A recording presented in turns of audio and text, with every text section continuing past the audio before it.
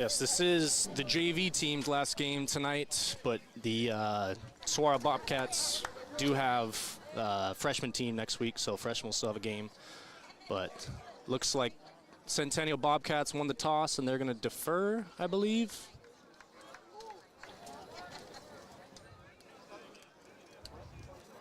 Looks like our Pinnacle Pioneers will be starting with the ball tonight.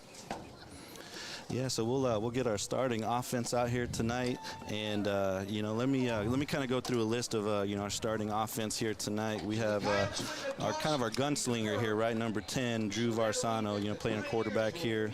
You know, another playmaker for us, Tyler LaRue. Alex Lugo is kind of a do-it-all player for us. Deuce Pastel, just dynamic every time that he gets the ball. Braden Frick, you know, he reminds me kind of Randy Moss, right, going up and getting those balls every time that's thrown to him. Another kind of dynamic player too, Alonzo Gonzalez playing receiver. You know, and then our O-line, we have Nolan Menke, Reed Dillon, Ian Morales, Brady Broquist, and then Sam Schwitbauer. I think they call him Smitty for short there. There we go. So yeah, hope start strong on offense and get this game kicked off going well. So we're getting set up to get the kick return here. You know, hopefully we're hoping for some fireworks. Let's take this first one to the house and really make a statement here tonight. All right, looks like we got number 6, Tayshawn Taylor, back to return, as well as number 8, Alex Lugo.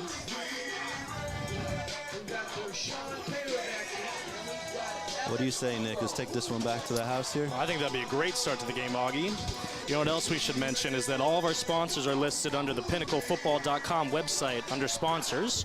So for your convenience, you can click on their logo and it will take you directly to the website for further information. We'll be giving plenty of sponsor information throughout the night, so stay tuned for that. Well, here we go, Nick. We're getting ready for kickoff. You know, excited to see this game and see some good football tonight. All right, ball's away. Short kick, returned by Alex Lugo. Taken to about the 29, 30-yard line of the Pinnacle side, and we'll get started tonight with the offense. Here we go, 1st and 10. Get to see you know, our dynamic offense here, led by Drew Varsano. A great, you know, season he's had this year. Really just finding a lot of different receivers out there and really taking care of the ball, and you know, not a ton of turnovers here this year. So we should be in good hands here with Drew, and then we have Gavin Hammond at running back here. That's been an absolute beast, not only at running back, but you know, as a linebacker for us too, that you'll see a little bit later this evening. Mm-hmm. Love to see those players going both ways in the JV squad. Alonzo Gonzalez going in motion.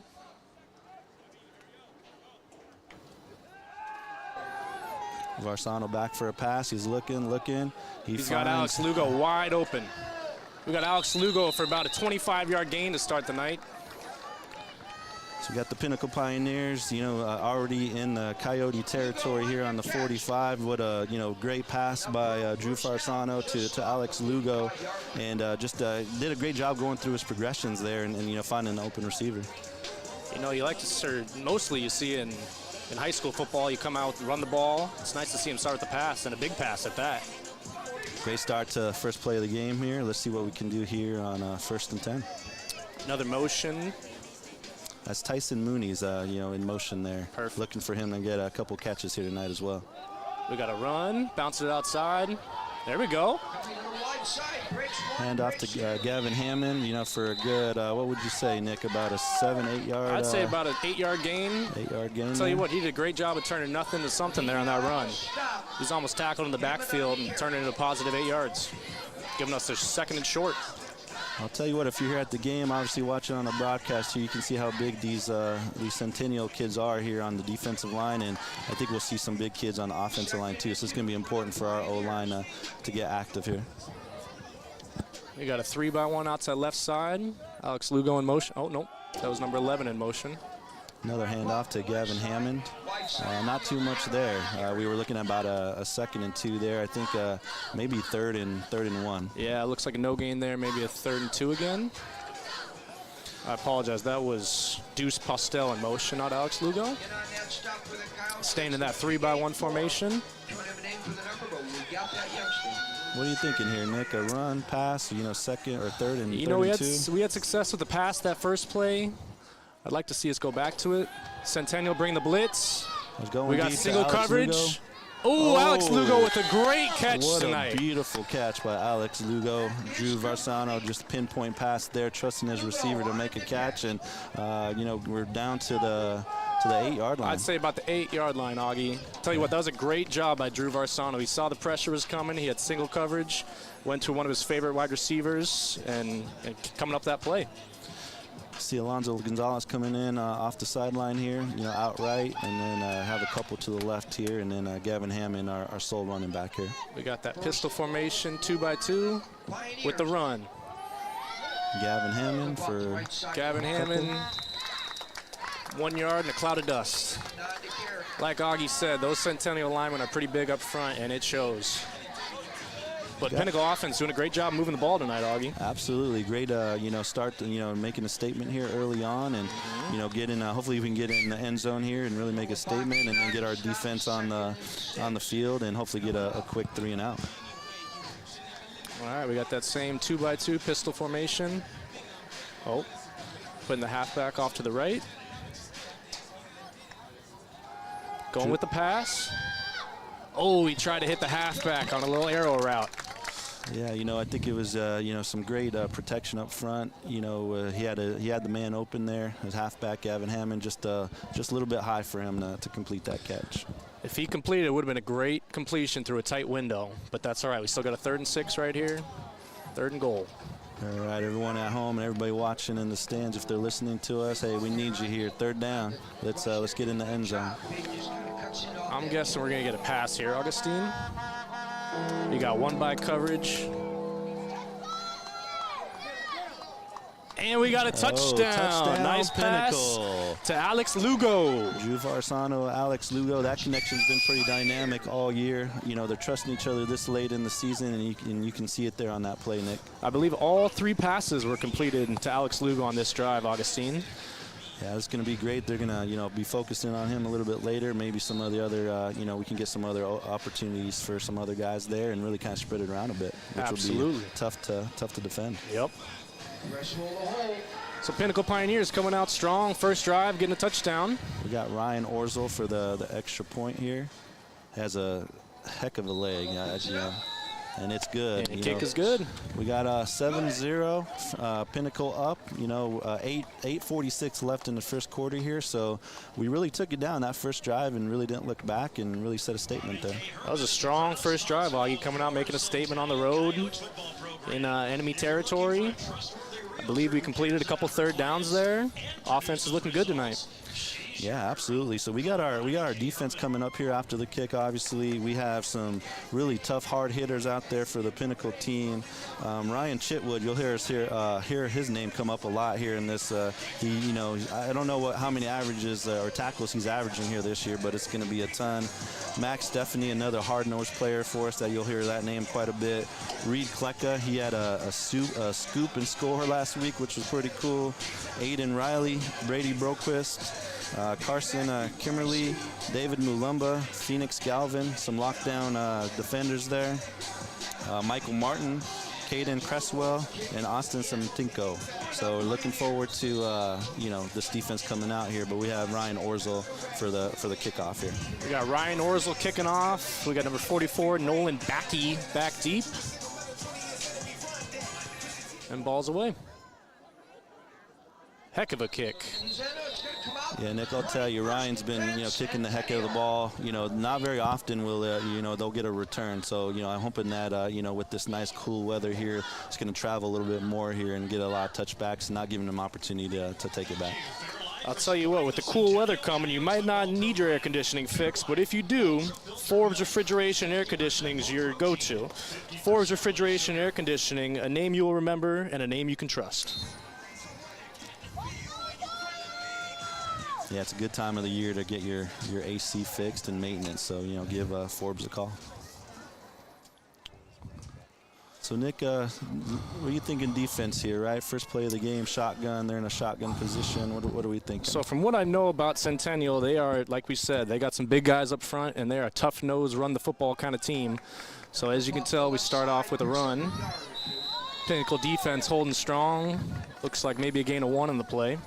Yeah, there's looked like a gang tackle there. I saw number 95, Aiden Riley, in there, and then a couple of others, too. Couldn't catch their numbers, but, you know, kind of a gang tackle there, which we like to see our defense swarm into the ball. Absolutely. You like to see 11 defenders at the ball when you're playing defense.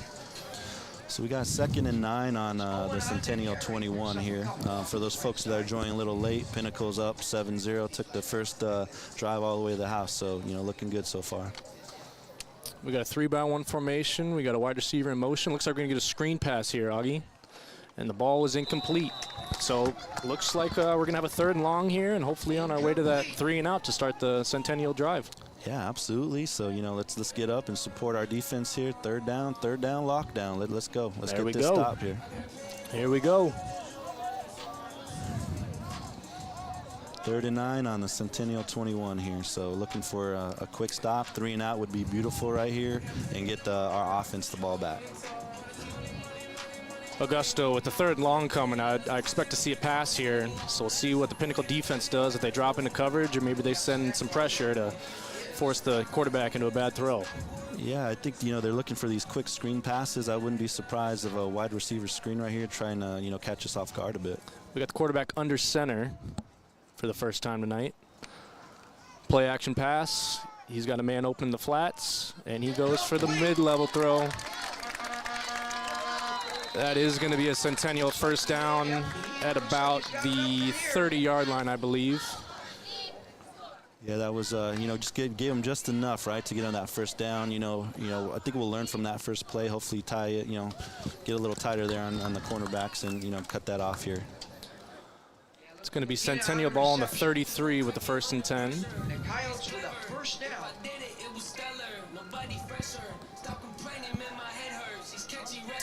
Centennial coming out with that 3-by-1 formation to the wide side of the field. They also are in that pistol formation with the running back behind the quarterback. And it's going to be a run to the left side. And another gang tackle. Looks like number 95 came up with the tackle there. That's going to be Aiden Riley. Yeah, I saw Ryan Chitwood in there as well. I mentioned to you earlier in the broadcast here that we'd be hearing his name quite a bit. You can see why, already in action here and getting a, you know, a tag team tackle there. You know, for Pinnacle defense, you like to see on these 1st downs, we're getting, you know, no yards on the play. Turns into a 2nd long and hopefully a 3rd and long, and then hopefully a, you know, a 4th down and a punt. So staying ahead of the sticks is what we like to call that. Yeah, 2nd and 10 on the Centennial 33 here. 6:40 left in the first quarter. Pinnacle up 7-0. What are you seeing here, Nick? It looks like another 3-by-1 formation. I'm going to guess a run coming here. We got number 5 coming to bring pressure. And it was a little swing pass, almost an option kind of look. So they ran it right to where the pressure was coming from. So we sent the right blitz. We just didn't have enough guys to cover who we needed. And unfortunately turns into a Centennial 1st down. Yeah, we had number 90, Austin Semenko, on the tackle, along with number 5, Gavin Hammond. You know, just a little late to the ball there. They were able to, Centennial was able to get the 1st down, and we got 1st and 10 on the Centennial 43 here. So we're looking, like you mentioned, Nick, really keep them in those long 2nd down and 3rd downs to, you know, force them to pass a bit and hopefully make a play. Exactly. Looks like they're coming out with an empty formation, meaning no running back in the backfield. So they got 5 wide receivers out wide. We got number 87 going in motion. Looks like it's going to be a pass. Quarterback's got, and that's going to be incomplete. Pass was short on the play. Pinnacle defense only sending 3 there, so you like to see they're dropping a lot into coverage. Yeah, you know, we saw Gavin Hammond put in a little pressure on the quarterback, made him throw a little low there, and hit the ground, kind of skipped to the receiver there for incomplete pass. We have a 2nd and 10 on the Centennial 43 here. Yep. Looking for a big stop here on second and long. Exactly.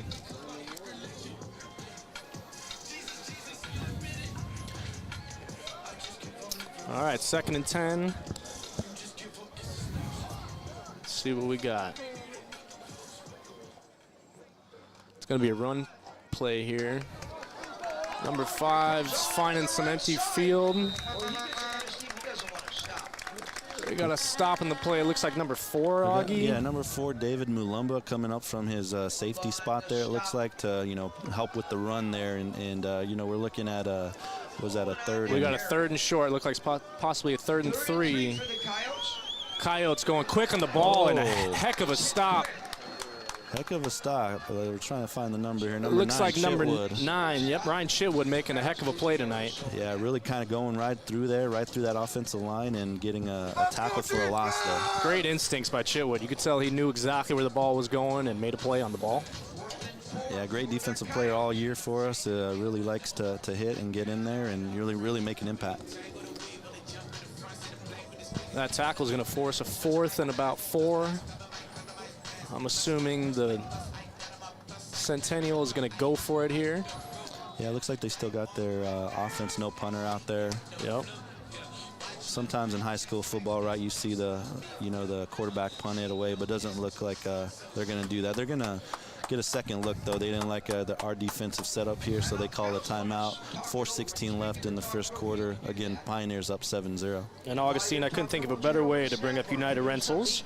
United Rentals, you're building the future, and we're here to help. So go and check them out if you need any rental space. Yeah, absolutely. And then, let's talk a little bit more about our sponsors here while we have a little bit of a break. The Kimberly Lowe Group. The Kimberly Lowe Group, certified luxury marketing specialist and residential real estate in Scottsdale and North Phoenix. Your local neighborhood real estate experts. So if you're in need of any real estate or marketing, please give Kimberly Lowe Group a call. All right, we're about a little more than halfway through this first quarter. We got 1 drive for each side of the ball. Pinnacle Pioneers scoring a touchdown on their first drive, and Centennial having a 4th and 4 right here, just about at midfield. I expect them to come out in a pass play here, but we'll see what happens. Yeah, it would be a big stop for our Pioneer defense, get the defense off the field, get our offense back on there, and, hope for another long, sustained drive there. We got another 3-by-1 formation to the wide side of the field. It is going to be looks like a run play. Unfortunately, quarterback runs it for a first down. Yeah,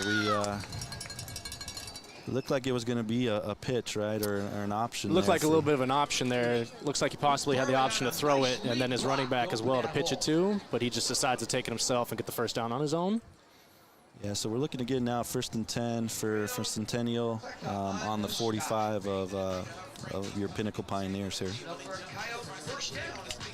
So, Nick, 1st and 10, right, on the 45, a lot of room here to roam. What do you think in the defensive scheme, and what do we want to get after here? So I tell you, as the offense gets, converts these 4th downs, converts these 3rd downs, they're starting to get some momentum and starting to get some confidence in themselves. So hopefully we can get a stop here and keep them from rolling and really picking up some momentum. And perfect way to get it done on 1st down. We got a stop by, it looks like tackle on play with number 49. Yeah, that's Max Stephanie. He's another guy that's really getting a lot of tackles this year. It'd be interesting to know the number of tackles that he's had, and really kind of quarterback rushes as well. So he was in there, sole tackle, and we're looking at 2nd and 8 on the 43 here. Pinnacle doing a great job on 1st down and 2nd down for the most part this drive. It's the 3rd and 4th downs we gotta get a stop on and hold them. I'll tell you what, Nick, Centennial's really, had a lot of time possession here in this first quarter, kind of driving these long four downs here. Mm-hmm. We got a pass on the play. Looks like it's going to be a little slip screen to number 3. Wide receiver's got a lot of space. Yeah, so another Centennial 1st down here on that wide receiver, kind of slip screen there. Nice tackle by number 33, Caden Cresswell, which is another great playmaker on defense for us. Looks like, unfortunately, I think Michael Martin, number 24, slipped on the play when he was trying to come up and get that receiver, which led to the big play on offense. So we're looking at a 1st and 10 now on the Pinnacle 29. Again, you know, hoping to get some more pressure on the quarterback and stop some of these quick screens that we're seeing here early on from the Coyotes. Tell you what, Augie, I've seen a common theme here for the Centennial offense. They like to run that 3-by-1 formation to the wide side of the field, and it's going to be a run play. Ooh, almost a tackle. 75 just slipped through his arms. Yeah, it's 75. We see Brady Broquist just almost got him, but you know his buddy Chitwood there again for another tackle. I have a feeling we're going to be calling number 9 Ryan Chitwood's name quite a bit tonight on the Pinnacle defense. Yeah, Nick, I would love to see kind of a tackle for a loss here, right? 2nd and 2 on the Pinnacle 21. Yep. Looks like their O-line is doing pretty good against us so far. Yep. We got a rollout to the right side of the field.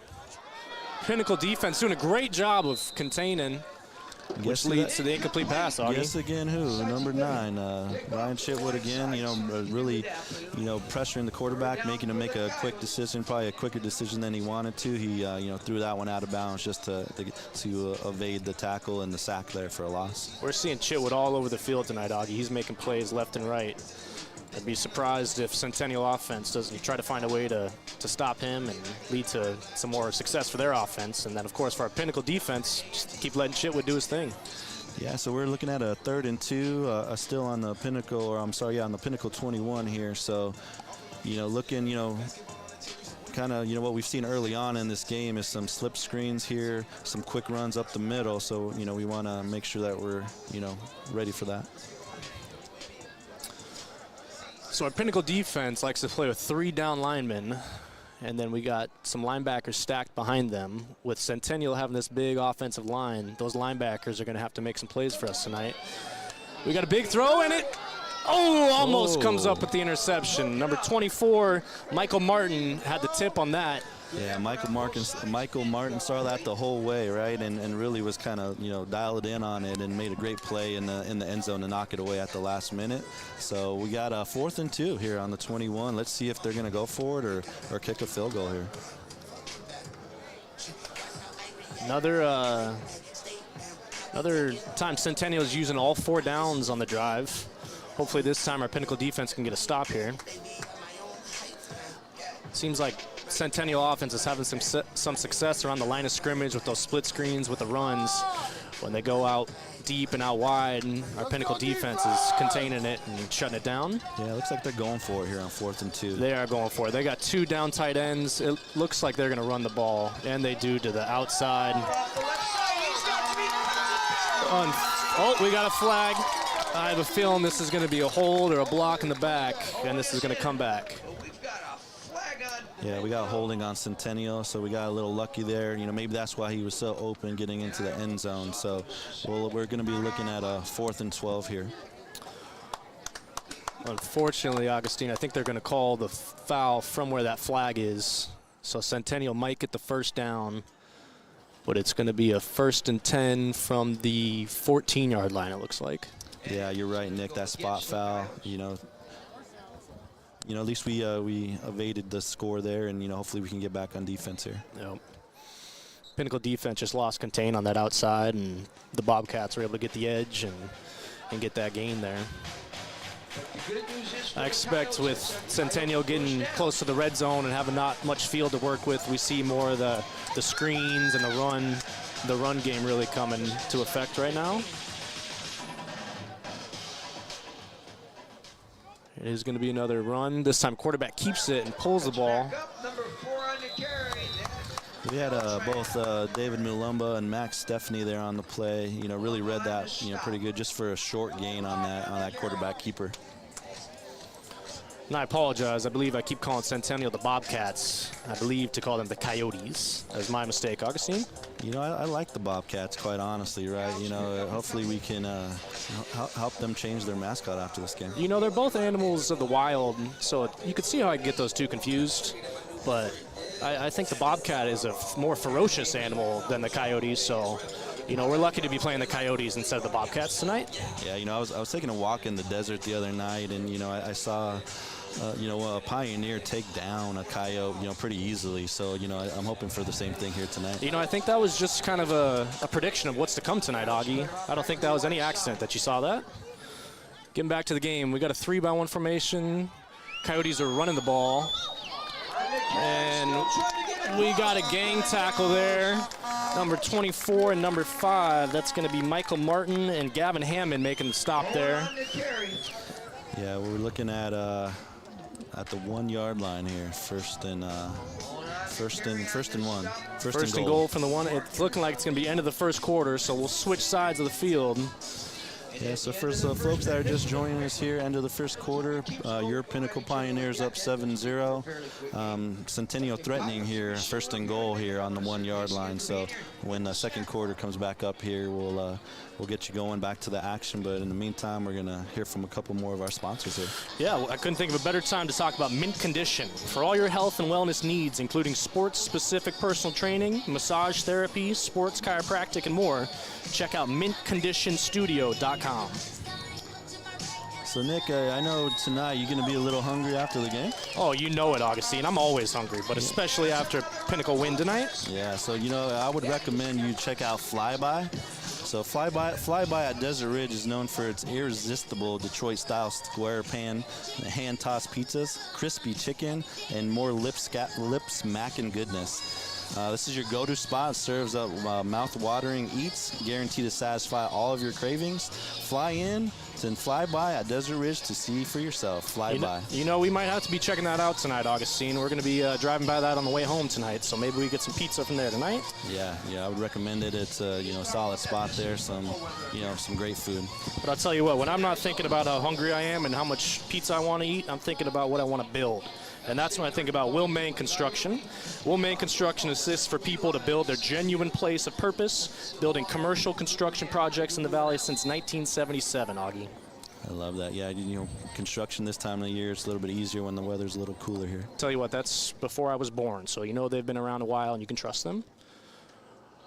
And the Centennial Coyotes come out with a run on first and goal, and they punch it in.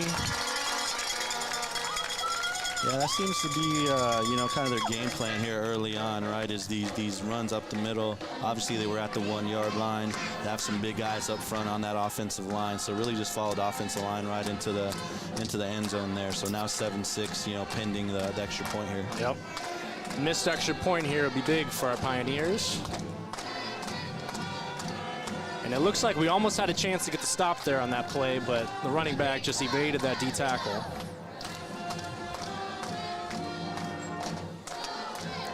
Oh, it looks like we had some motion on the up back on the field goal formation. That's going to be a false start, I believe. False start. Yep.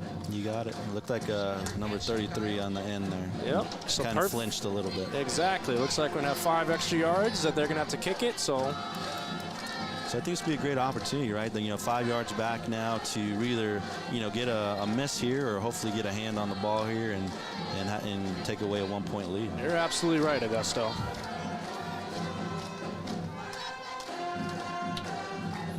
And the kick, hits off the posts and doinks out. So yeah, right at the crossbar there, right? It was kind of a line drive kick. I think those 5 yards. Those 5 yards really helped us there. Made a difference. I think it made a big difference. So hey, you never know what the tight game like this is going to be, right? Go down to the stretch. I'm thinking here is that one could come back to haunt the Coyotes. Absolutely, we're looking for this to be a tough neck and neck game. So that could be just the edge our Pioneers need tonight. Absolutely. I want to shout out our sponsor, Moon Valley Nurseries here. So the home of you buy it, we plant it. For the best trees on earth, go straight to the moon. Visit moonvalleynurseries.com or at locations throughout the valley. Check out Moon Valley Nurseries. Augie, think about that first quarter. I think Pinnacle's drive was about 4 minutes. We had some big pass plays, some big gains, and we had a quick touchdown compared to that Centennial offensive drive that took about 8 minutes. They really dragged it out. Like I was saying, they used all 4 downs on each possession that they had. So So thinking about that strategy, right? They had the time of possession. You know, they definitely had a lion's share of that, and you know, the first quarter moving into the second quarter there. Defensively, any changes that you would look to kind of make to maybe speed them up a bit, right? So they're not drawing those long out 4-down strategy there. So I think it's just, you know, and Coyotes are kicking off, and that's going to be number 6 returning. Yeah, number 6. To Sean Taylor with the kick return there. Bringing it about the 26, I believe, Augustine. 26. So we got 1st and 10 at the 26 here. So to get back to your question, I think, you know, our defense was playing well in those first downs and second downs for the most part. I think it's a 3rd and 4th down where we really got to lock it in. Like I was saying, this Centennial offensive line is real big and real fierce. I think our Pioneers having 3 down linemen and some linebackers behind them lends to them getting those short yardage situations. So maybe if we stuff the box and, you know, commit to stopping the run, that might help our defense out. Absolutely. Pinnacle back on offense here. What are you seeing, Nick? Looks like we got a pistol formation again with a running back behind the quarterback. We got 2 up tight ends. That's going to be number 32 going in motion. It's going to be a run play. That's Alex Lugo. Alex Lugo getting stopped in the backfield, unfortunately, for a loss of 1, I believe. Yeah, bringing up a 2nd and 11. 2nd and 11, that's right, Nick. What are you drawing up here? 2nd and 11, our own territory here. They just came down and had a long, sustained drive. What play you running? I tell you what, that's the hard part. So the offense has been off the field for, you know, 8 minutes game time. That's about 20 minutes real time. So they got to get their mojo going back up and running again. So I like to hit our bread and butter here, maybe throw a little short pass to the flats and see if we can make a play. I'll tell you what, I see you know, some one-on-one coverage here on Braden Frick here, number 21, out to wide to the left. I know Varsano really trusts Braden to come up with some of these balls. I would love to see him come up and get one here for a 1st down. So we got those 2 tight ends again in our pistol formation. I'm anticipating a pass play here, Augustine. And we do have a pass. Oh! Looks like we had a little confusion. You know, you were thinking the same thing quarterback was thinking, and looks like number 21, Braden Frick, just wasn't on the same page there. Looks like he was setting up to block on that play. Yeah, I was going to say it looked like he felt like it was a blocking play. I think Drew was thinking the same thing I was, getting it to a playmaker here and getting it to Frick. So I'm sure he's going to have another opportunity here in the game and, you know, really make an impact. Absolutely, and I think he was trying to go to his bread and butter, and find his guy that he is comfortable throwing to. Unfortunately, just not able to get the connection there. Yeah, we got a 3rd and 11 on our own 26 here, so you're thinking another pass Another play? pass play here. Hopefully we can get the 1st down and get to the sticks. If not, at least get it short enough to go for on 4th down. It's going to be a pass play. Quick pass by Drew. Oh, that was a close one, Augustine. Tyler LaRue, he was open. He was open. It would have been a great catch if he made it, just barely hitting off his outstretched arm. Oh, I know there was a little pressure there getting Drew Versano had to really pass that a little bit sooner than he wanted. If he had to split another second there, I think that'd be a completion. But we got 4th and 11 now on our own 26 here. I think we have to punt here, but we'll see what happens. Yeah, it looks like Centennial's defensive strategies in those 3rd and long spots that we're in, they like to send pressure and forcing Drew to get the ball out of his hand quick, which unfortunately we just weren't able to connect there. Yeah, we got Deuce Postel back to kick here. I know out of this formation he does tend to throw some balls as well. He got a great arm as well. See what happens here. Looks like we are going to punt this one, Augustine. We like to call that a rugby kick, when you punt it low to the ground and let it roll to give us about 10 extra yards off the bounce. Yeah, we got number 42, Alonzo Gonzalez, with the down there. He was really ready to make a play, so good hustle on that end. All right, and just like that, we flip fields. Centennial's going to start with the ball on their own 30-yard line. Hopefully we can get a 3-and-out stop for the Pioneers, just like Centennial had on us. Yeah, so you're looking for a little bit more success here on the defensive side of the ball here, you know, early in the second quarter, right? You know, they were, you know, really kind of maintaining in the game here and managing the game really well for the Coyotes here early on. So we're looking to distract that a bit and disrupt it a bit. I'm going to be looking for number 9, Ryan Chitwood, to make a play this drive. Hopefully force a turnover and see what we can do. Yeah, I would love to see a Phoenix Galvin pick 6 here. Read that slip screen or split screen there. That'd be great. I like that as well. We're starting out with a run to the outside of the field. Good tackle by number 49. That's going to be Max Stepney. Yeah, and I think he got a little help too from 33 there, Caden Cresswell as well. So they're, we got some of our linebackers and some of our secondary coming up to help with the run there. All right, so we're going to have a 2nd and 5 here. 2nd and 5 on the Coyotes 34 here. Coyotes going to that 3-by-1 formation to the wide side of the field that they like to do. This time with the running back off to the side. And it's going to be another run play. And that's going to be a stop by number 4. Yeah, number 4, and then David Mulumba, and number 90, Austin Semenko. Getting the stop there, but unfortunately it was after Coyotes got the first down. So we're going to have a 1st and 10 for Centennial on the 40-yard line. Yeah, they're really in a rhythm here, taking these long downs, 3rd and 4th downs, really getting these long drawn-out first downs here. So really looking to disrupt their rhythm a little bit here. All right, we got that same 3-by-1 formation. And it's going to be another run. Oh, almost number 75 making the play in the backfield there. That was Brady Boquist that almost had the tackle for loss. Yeah, it just slipped out of his arms there, but he was really engaged and pursuing pretty well there. He was in play to make the position, or in position to make the play, excuse me, but unfortunately running back just slipped right out of there. I'll tell you what, Nick, if that's any indication of us kind of seeing the plays a little bit clearer here, we're going to be in good shape here the rest of the 9 minutes here in the second quarter. Absolutely.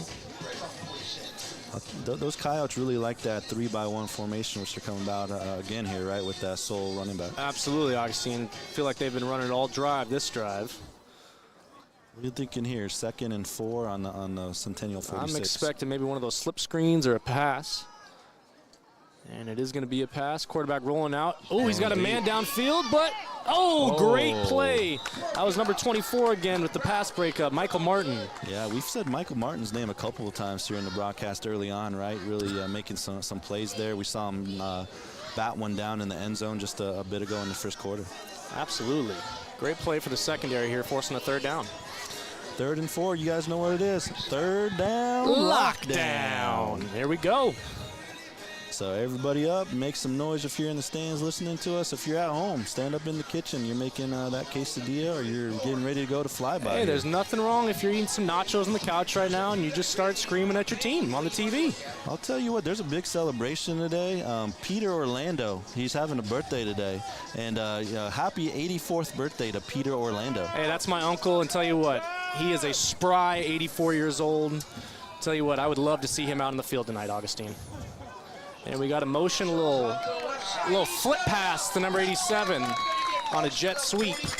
Guess who's there again? Number 24. We got Michael Martin. That's again. Michael Martin making the tackle.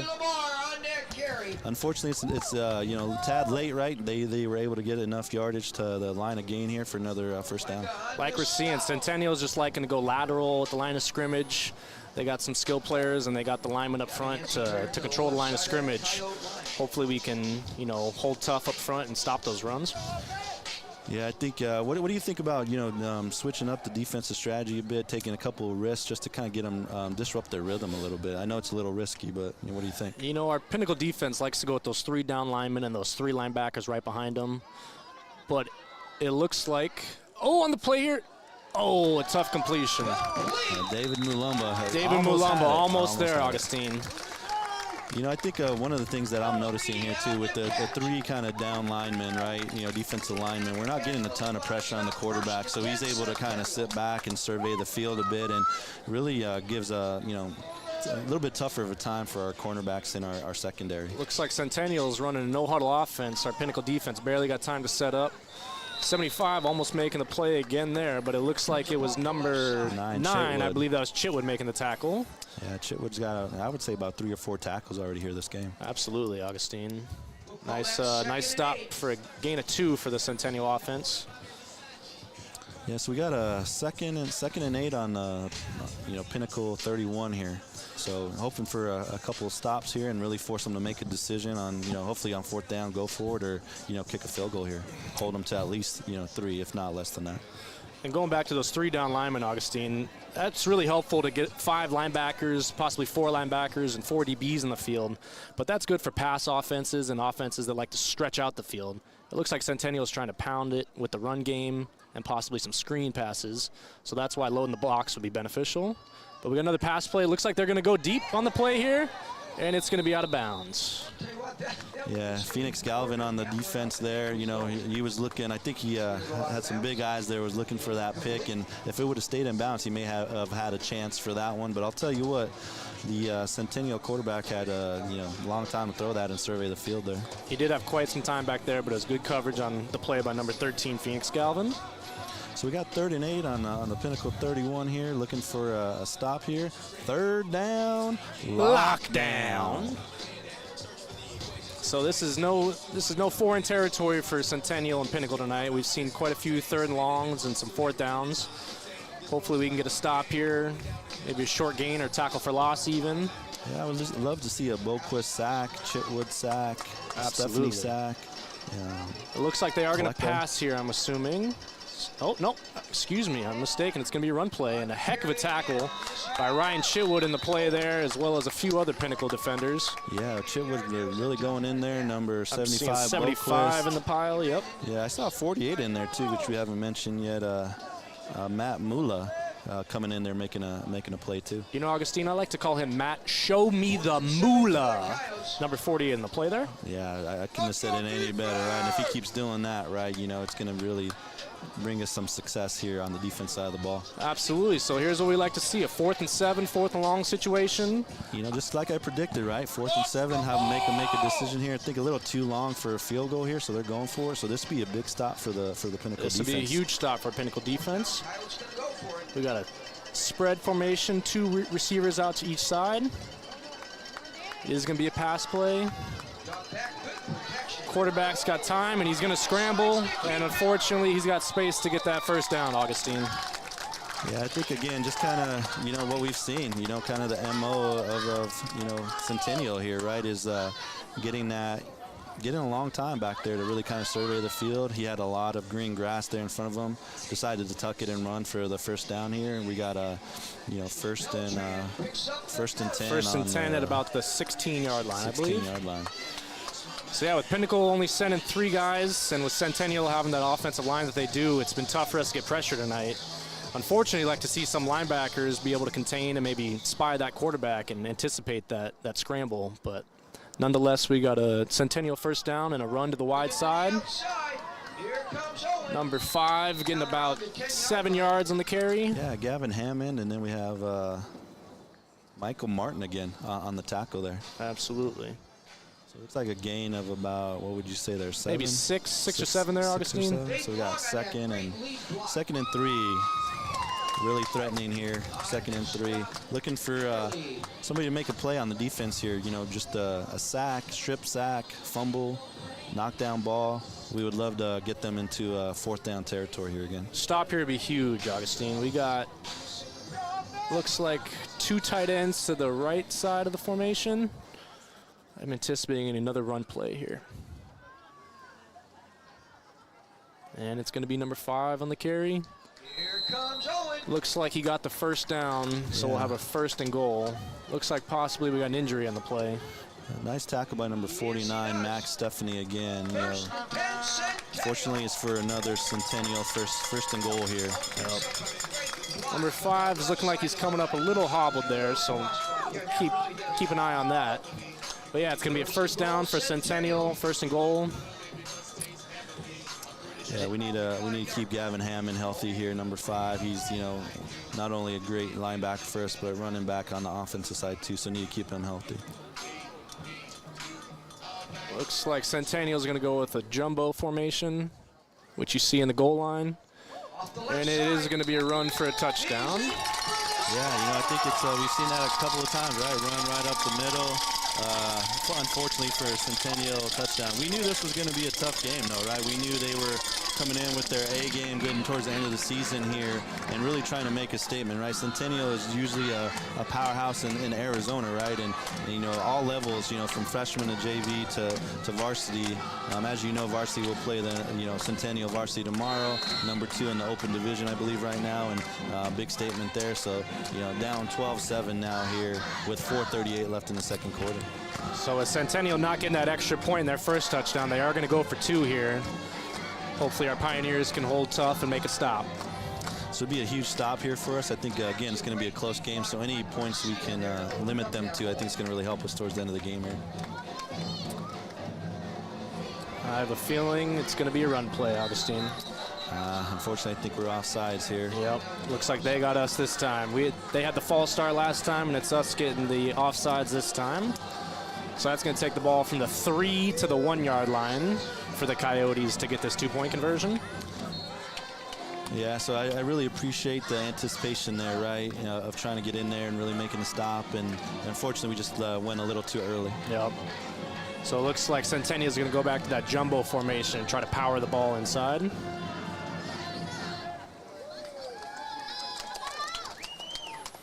We thinking another run here from, you know, it could be any of them. It could be a QB sneak. It could be the running back. And a heck of a... I believe that was 49 almost making the play there. Stephanie in the backfield there. Would have been a nice tackle for a loss. Couldn't really wrap him up. He was able to bounce off Max's tackle there for the 2-point conversion. So the Coyotes are up 14-7 with 4:38 left in the second quarter. Let's see what kind of response the offense will have here. You know, with hopefully a sustained drive here and tie it up. How about tie it up going into halftime? Absolutely. I tell you that we've had about 17 and a half minutes of football. I think the Pinnacle defense has been on the field for about 12 of those minutes, Augie. So yeah, hopefully they can get a little break, get some water over there. Hopefully our offense can get a sustained drive here and punch it in and tie it up before halftime. Yeah, no, absolutely. Get a little hydration over there, get ready. Hopefully we can, our offense, you know, has a long touchdown drive here. Absolutely. And while we got a little bit of time, let's bring up Team Clean and Haul. Team Clean and Haul, it's a family-run and operated waste and recycling services since 2002. So any big bulk you need to get rid of, any trash you need to get rid of, make sure to give them a call. Team Clean and Haul. Absolutely. Here's the kickoff. All right, 14-7. I think that's Alex Lugo. I believe that's Lugo fumbling with it, but he is going to get a decent return here and bring the ball out to about the 16-yard line, it looks like. First and 10, 16-yard line. Looking for this Pinnacle Pioneer offense to really get clicking here. I'll tell you what I'm looking for, Augustine. I'm looking for an 84-yard, 4-minute and 30-second Pinnacle drive here to score a touchdown and tie it up before half. You know, I would love that. You know, really, really tying it up in a new ball game right after halftime here. So looking forward to getting in the end zone here. Absolutely, and I believe Centennial is going to start with the ball the second half, so it'd be huge if we can get a score here before halftime.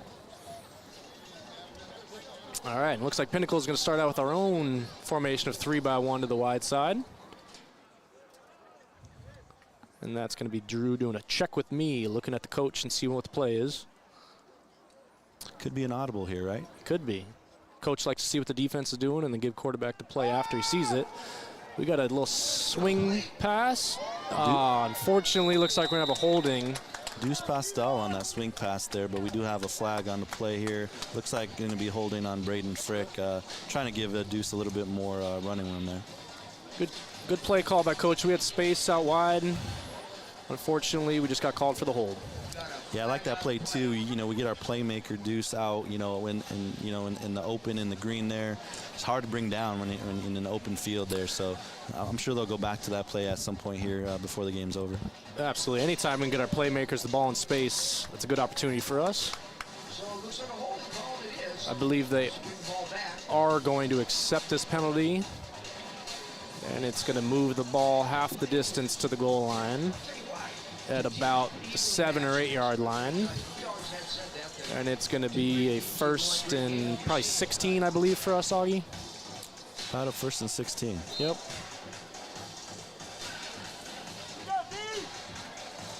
What's the play call here, right? First and 16. You know, we got 4:24 left in the second quarter here. Yeah, so unfortunately we call this behind the stick. So we got a first and long, so we got to make up some ground here.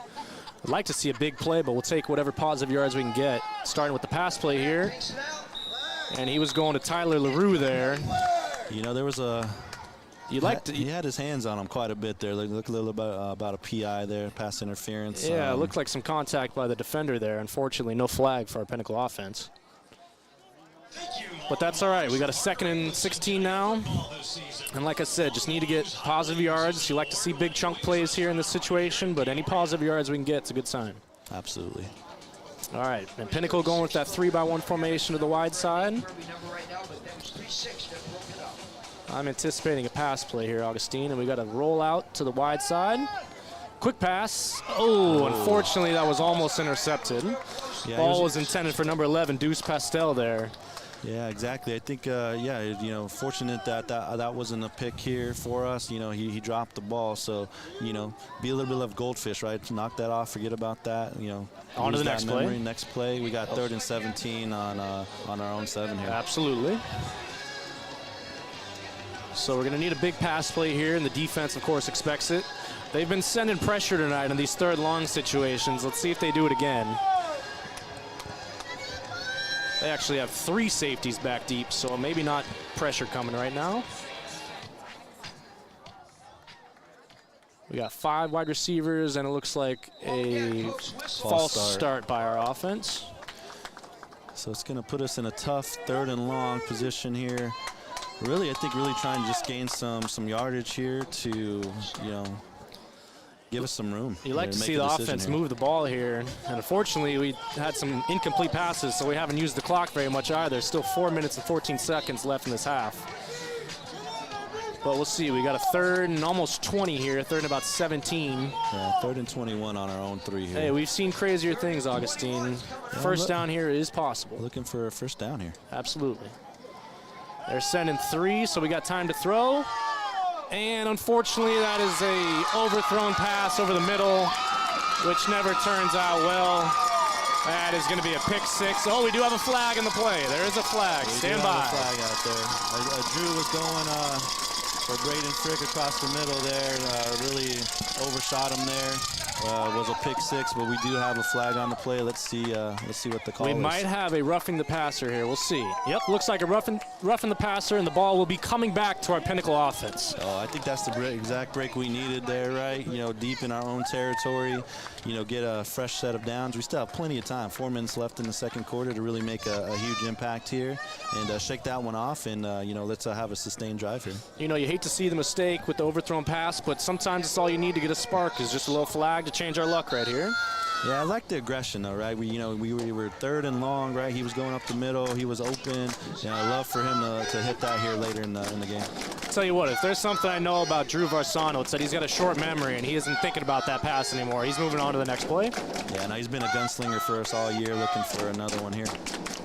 All right, 1st and 10 on our 20-yard line. Coming out with the pass play. A little pump fake there by Drew, and he's just going to try to get rid of it. Yeah, so a lot of pressure there, right, on Drew. He was rolling out to the right and didn't see anybody open, so really made a good decision to throw that one out of bounds and just come back here on 2nd down. Absolutely. You can see just on this drive he's learning, you know, not forcing any pass there. Defense was covering pretty well. We didn't have anything to take, so we just got rid of it and on to the next play. So we got 2nd and 10 on our own 19 here. So plenty of time, 3 minutes, 54 seconds left. For some folks that are just joining, we're losing, Pinnacle Pioneers are losing 14-7 to the Coyotes here. All right, 2nd and 10. Pinnacle has thrown the ball every play so far this drive. They might switch it up here and try to catch the defense off guard with a run play. And looks like we got a Centennial timeout. Centennial didn't like what they saw. They like to get themselves some more time. And you know what that means for us is more time to talk about our sponsors, Augustine. Yeah, so let's talk a little bit about JW Marriott at Desert Ridge. Just a wonderful place. You know, experience every element of luxury and fun at the JW Marriott Desert Ridge Resort and Spa. And you can discover more at jwdesertridge.com. JW Marriott, great sponsor for us this year. You know, we talked about Fly-By Pizza earlier, and I'm still hungry, you know, so maybe if you're not going to Fly-By Pizza, you go to Chula Seafood tonight. That's going to be in Greyhawk, and it's at Chula Seafood. They have fresh fish in the desert, which is odd to come by, but it's a fish market, restaurant, and bar located at Hayden and Thompson Peak in Greyhawk. And I'll tell you what, I have been there before, Augustine, and it is some great fish that they serve there. Oh my gosh, you're making me hungry, Nick. I hope Chula can bring us a little doggy bag here up to Centennial High School for halftime. We can enjoy that. That would be probably the best halftime snack I could think of. So we got 2nd and 10 after the Centennial timeout on only 19, 3:53 left in the second quarter. We're down 7 to the Coyotes, 14-7. Looks like some frustration here at the Centennial defense. They are going to bring pressure here. Drew's able to pick it up. We do have some contact again with the defense there, but no flag. I'll tell you what, Nick, there's been a lot of contact on some of these throws tonight. They're letting them play a little bit, so hopefully we get those same type of calls on our side of the ball here, defensive side. I think, like you mentioned before, that is kind of the Centennial way. They're you know, a big powerhouse of a school. They like to put pressure and be physical with guys, and that's just kind of how they do it on all 3 levels. So if they let it play, Pinnacle is going to have to adapt to that and, you know, play some of the same type of football. 3rd and 10 here on our own 19. We got to roll out to the wide side. Drew's looking downfield. Unfortunately, not going to find anybody. It looks like that pass was intended for number 8, Alex Lugo. So we're going to have another 4th and 10 here for Pinnacle, and looks like the punt team's coming out. Yeah, so another rollout. You know, it seems like the Centennial defense is really getting dialed in what we're trying to accomplish here on offense. And looked like Drew Versano didn't have much to throw it to, so you had to throw it out of bounds there. Back deep to see for the Coyotes.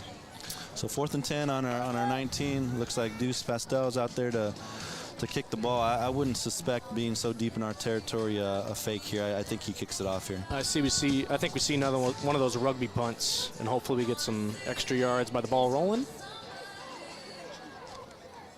Unfortunately. High snap. High snap.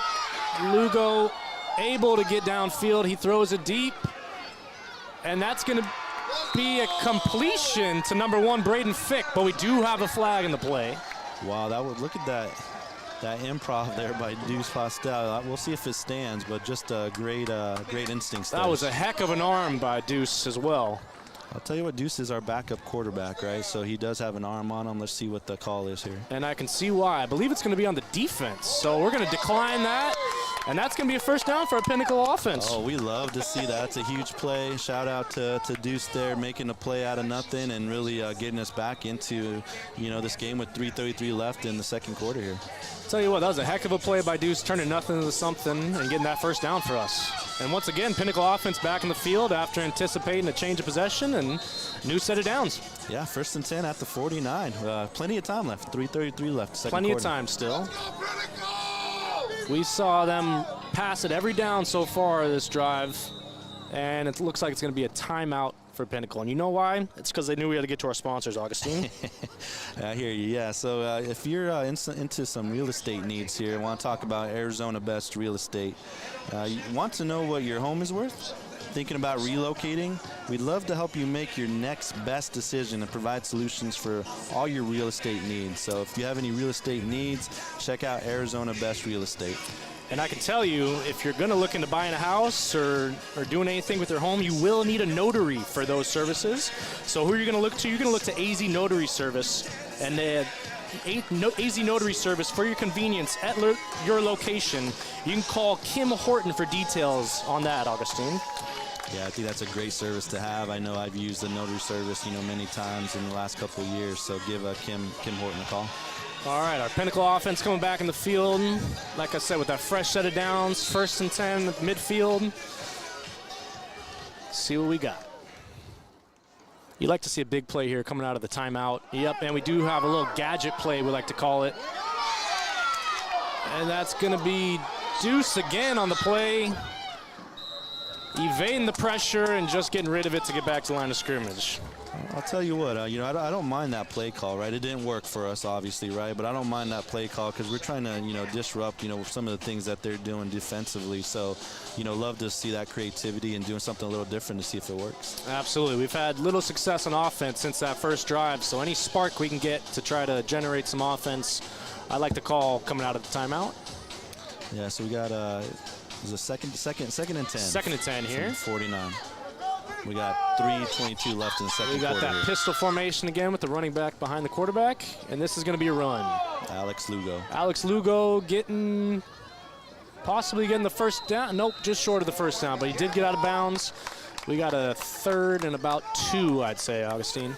Yeah, no, I just love he didn't give up on that play, right? He could have easily just stopped at a 2-yard gain, but really kept pushing and turned it into close to, looks like he may have stepped out, Yeah, right? it looks like he stepped out earlier. 3rd and 4 is looking like it's going to be. 3rd and 4 on the 45-yard line. 2 minutes and 50 seconds left in the second quarter. 3rd and 4. I'd like to say this is 4-down territory here, Augie. So even if we don't get the first down here, at least getting some yards to get a first down.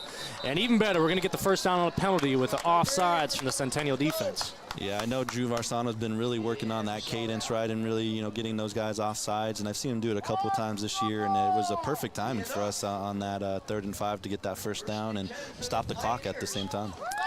Tell you what, that's a great tool for offenses to use, especially at the high school game, to try to use that snap count to get the defense off sides and get some free yards. Let's go, Pinnacle! Yeah, I would love to see that Braden Frick pass again here. Looks like there's a shorter DB on Once him again, here. yeah, it looks like we get that 3-by-1 formation. That's going to be Alex Lugo with a gain of possibly 1 there. Tell you what, I like that they're switching it up, Augie, keeping the defense guessing with the run and the pass. Yeah, I think we're flipping the script a little bit. We're taking a time possession here on this drive, right, and driving it down, and we got about 2 minutes and 20 seconds left here. Exactly. We got, looks like a Centennial defender, possibly with blood in his jersey, getting sent out. Are we not ready? Come on! This might be a time to take advantage of that and find the weakness in the defense. I'll tell you what, the clock has been running the whole time here, though, so hopefully they reset it and give us, I would say, probably about 20 seconds, I would imagine. But I think they they're have gonna the clock get at that 2:02 right now. Let's see what they got.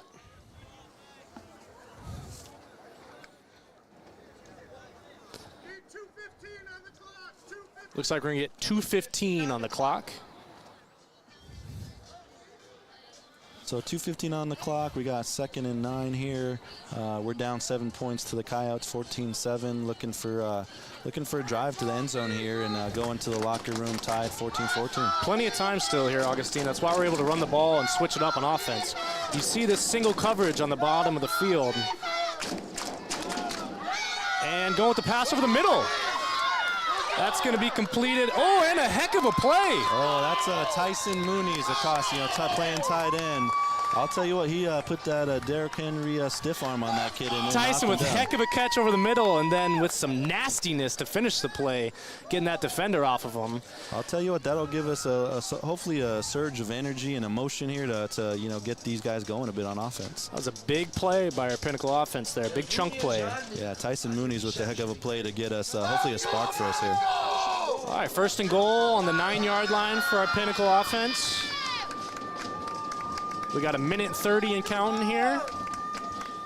We got a motion coming in, and it's going to be a run play. They try to create some confusion in the backfield, but I think it created some confusion for our own team as well, Augie. Yeah, I was going to say it looked like both Postel and Luger were trying to get that handoff there, which caused a little confusion and a little delay on getting that handoff off. Yep. So Yeah, we got number 14, Jackson Campbell, coming in here. Would love to see him get a catch here. Pinnacle does look like they have some size on their receivers compared to the Centennial defensive backs.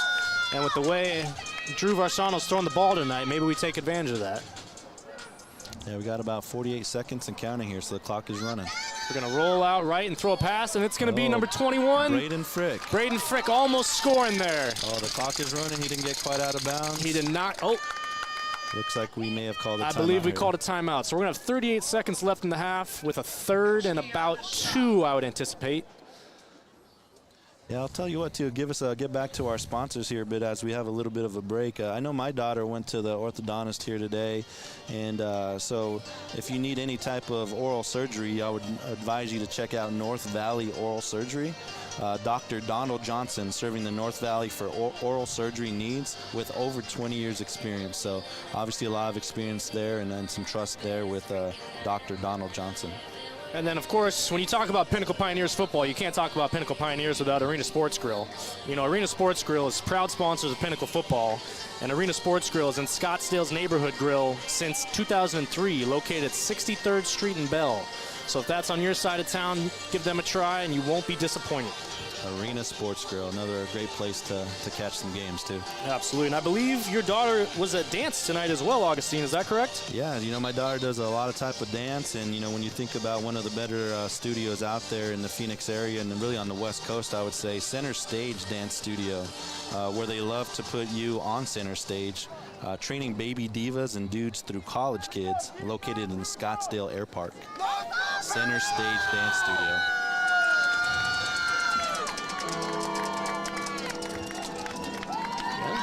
All right, get back to some Pinnacle football. We got a big play coming up here. Pinnacle going with the run, and that is going to be stuffed. Yeah, Alex Lugo trying to go up the middle. We're trying to steal a play from their playbook, right, going up the middle. Really didn't have any room to run there. No, I believe the entire Centennial defense was anticipating a run up the middle there, and it showed. I believe our Pinnacle offense called another timeout. Yeah, we got 4th down here, I believe. 4th and about, I believe, 8 with 29 seconds left. So hopefully we can punch this in and get a touchdown. But you never know. Looks like it might be 4th and goal. It is 4th and goal from the 8. And so our Pinnacle Pioneers, it looks like the offense is still out there, but they could kick a field goal here just to get the points. Thinking we may need to throw this in the end zone here, give some of our wide receivers, some playmakers a chance to go up and get it. And then if it gets knocked down, well, I guess it's 4th down. I was going to say get another play, but we really need a first down. It is 4th down. I can see Drew Varsano showing off his legs here, scrambling out and improvising and hopefully finding somebody in the end zone. Yeah, I saw him do that a week or two ago. He took off and gained a good 20 yards, so we know he has the speed to get that done. All right, so we're going to come out in empty formation with no running back. And we got 5 wide receivers split out. This is the play of the game so far here, Augie. Yeah, 29 seconds left. Looks like we got man defense by the Centennial Coyotes. And unfortunately, that's going to be incomplete. I'll tell you, Nick, they sent an all-out blitz, right? They sent an all-out blitz. It's like a corner blitz there. Nobody picked them up. Really rushed Varsano. Didn't really have a time to get the throw off he wanted there. So big stop for Centennial Coyotes turning the ball over here. So as you can see, they like to bring pressure on those sure passing down situations, and they they disrupted the throw, disrupted the play there. Yeah, so we got 24 seconds left here. With the Centennial offense coming out, just really need to contain here, going into halftime 14-7. I anticipate Centennial just trying to run the clock out here, but you never know. They could try to get some points on the board. They do have a timeout left, but hopefully we just contain and no big plays here. Like we did say, Centennial is going to start with the ball in the second half, and it looks like they are going to take a knee here and just run the clock out. Yeah, take that 14-7 lead into halftime. Give us an opportunity to, really hopefully spark some offense and some creativity there, and then figure out, their offensive scheme to get some defensive stops there as well. Yeah, I think a little regroup at halftime, see what coach has in store, and come out strong in the second half, hopefully with a stop. And then we get the ball back and get. Of course, we talked about orthodontics already, and your daughters use orthodontics. My teeth wouldn't be the way they are now if I didn't use orthodontics. And I'll tell you what, I wish I would have gone to Bud Orthodontics, providing stunning smiles as their specialty. Smile with confidence with Bud Orthodontics.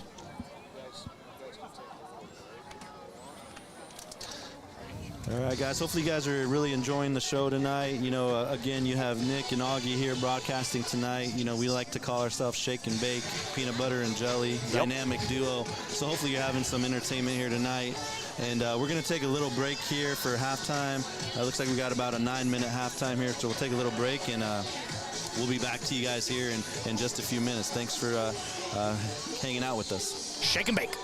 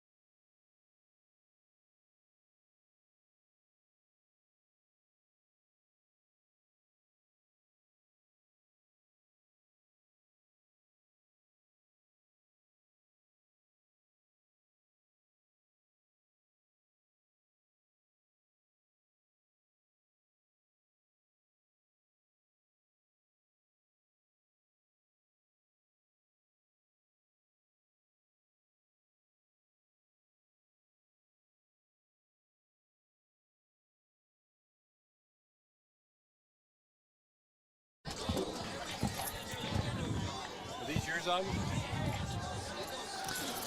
right, coming back for the second half. We got kickoff start in a couple minutes. But it's been a heck of a night so far. Like I said, this weather is beautiful. We got football weather. And hopefully our Pinnacle Pioneers can turn around the second half and catch up the deficit and pull out with a win. Yeah, I'll tell you a little bit in that first half there, right? So the time of possession was definitely on the Centennial side of the ball there, right? So, you know, a ton of time of possession there. Didn't give our offense a ton of time and a lot of reps there to really make an impact at all.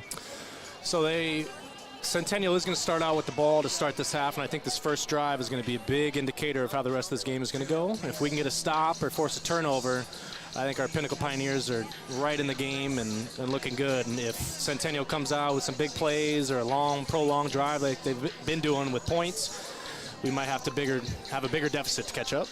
Yeah, absolutely. You know, I look to hope, you know, the defense puts a little bit more pressure and on the quarterback, making him make some quick decisions and hopefully make some mistakes there, and we can take advantage of that.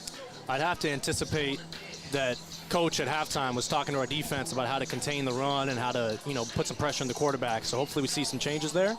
Yeah, and I think, you know, we were pretty successful moving the ball on offense. We got a little bit of good luck there too, right, with a couple of penalties on the Centennial defense, but I think overall, you know, they're getting it's really kind of the opposite, right? They're getting a lot of pressure on us and Drew Farsano, really making him, you know, roll out typically to the right side and then, you know, really throwing the ball away in most occasions. Absolutely. We'd like to see our Pinnacle Pioneers get that same kind of pressure, but...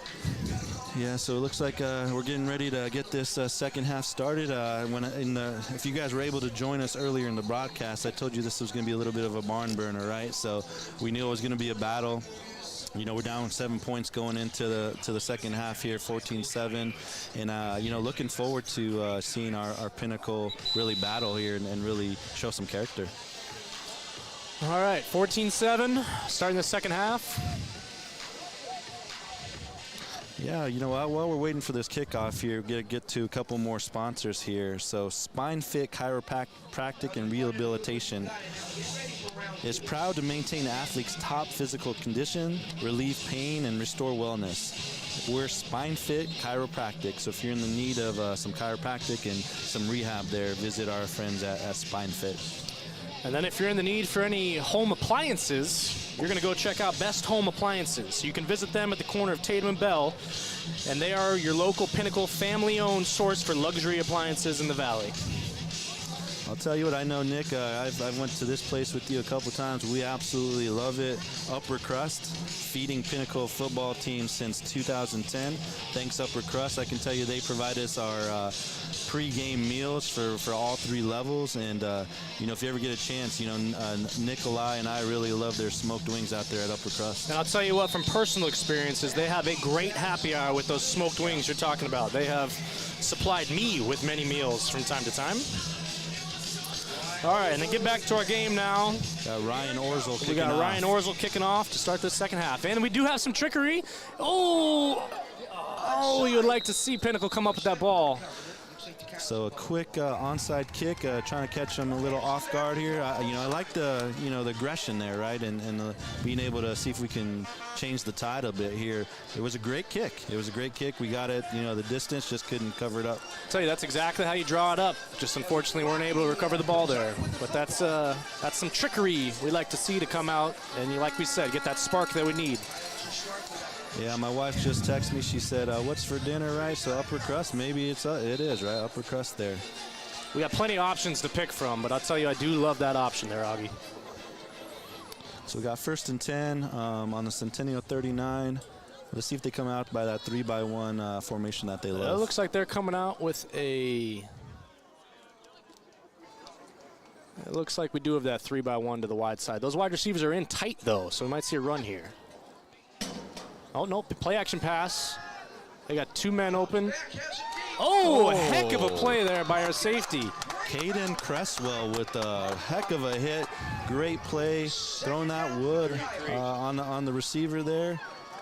Wham bam. Wham bam, thank you, ma'am. And I'll tell you what, number 24, Michael Martin, was there playing it great. He had a tight end in the flats he was covering, as well as that pass intended for the wide receiver there. And just a great play by Pinnacle defense. That's what we need to start the second half, Augie. Yeah, I think I go back and I'm thinking about that Tyson Mooney's play a little bit earlier, giving us just kind of that surge of energy that we need, right? And Caden there, I think, is giving that to us on the defensive side of the ball. So hopefully we can keep the momentum going here and get another stop. Once again, a great first down play by our defense. You'd like to see another one on second down and stay ahead of those sticks. 3-by-1 again. Yep. This is going to be a pass play as well. Looks like a screen to the running back. Oh! And I believe they got the first down there, Augie. Yeah, we got Max Stephanie there with the tackle. He's got a good 3, 4, 5 tackles here today. I think they may be a little short, maybe by a yard. It looks like they did call him short, so we got 3rd and 1, I believe, 3rd inches possibly. You see the sticks say first down over there, but it looks like they're calling it a 3rd down. And there he changes it. I'm anticipating a run here, Augie. Yep. We just have no solution to that run that they're running out of that 3-by-1 formation. Yeah, I think they've been averaging, close to 4 or 5 yards to carry here. Would love to limit that here in the second half. We had number 75, Brady Broquist, on the tackle there.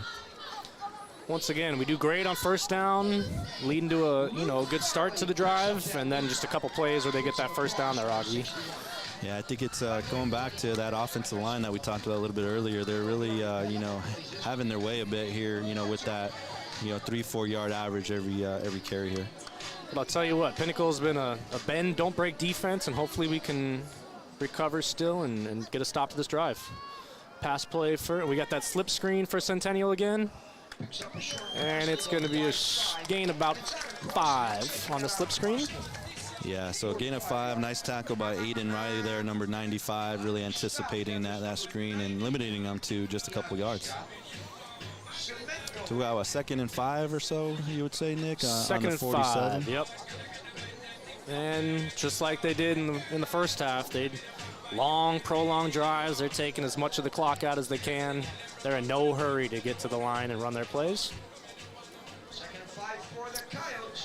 So the Coyotes got the ball in the middle of the field, so we got a 3-by-1 formation with a 3-by to the bottom side, and it's going to be a run play here. Looks like Centennial's got a new running back in, number 24 instead of number 5 like they had in the first half. Yeah, we have Max Stephanie, 49, again with another tackle here. He's been all over the field tonight. Really, I think putting a lot of pressure really on our linebackers here to make some plays with just the 3 front linemen here. Yep. I see number 50 looks like coming in. Haven't said his name too much here this game here. Carson Fisher coming in. Hopefully you make a big play here. Yeah, Carson Fisher looks like a little bit shorter than the other guys, but hopefully he's got the speed to make up for it, and maybe we make a play here in the backfield. Yeah, I know he was one of our captains tonight, so looking for a big play from Carson. Hey, it's his night to make a play then. We got a run play and a gain of about 4 with the tackle coming from, looks like number 90, Austin Semenko. Yeah, it looked like Max Stephanie was in there too, kind of a team tackle. And Chetwood might have been in there as well again. I just assume he's in on every tackle, Augustine. Yeah, he's all over the place, has a bright future ahead of him. Just a very aggressive linebacker and defensive player here, looking to see what he does in the next couple years. I would imagine he's going to be one of the guys that gets brought up to varsity for the rest of the year, but we shall see. All right, once again, Centennial just slowly moving the ball. Hopefully we can get another Pinnacle stop. Yeah, so second and about 6, yep. 8:29 in third quarter here, down 7, 14-7 here to the Coyotes. And it's going to be a trick play. We got that reverse. And we got the tackle made by number 33, Caden Cresswell. Yeah, I see Max Stephanie. He's getting behind.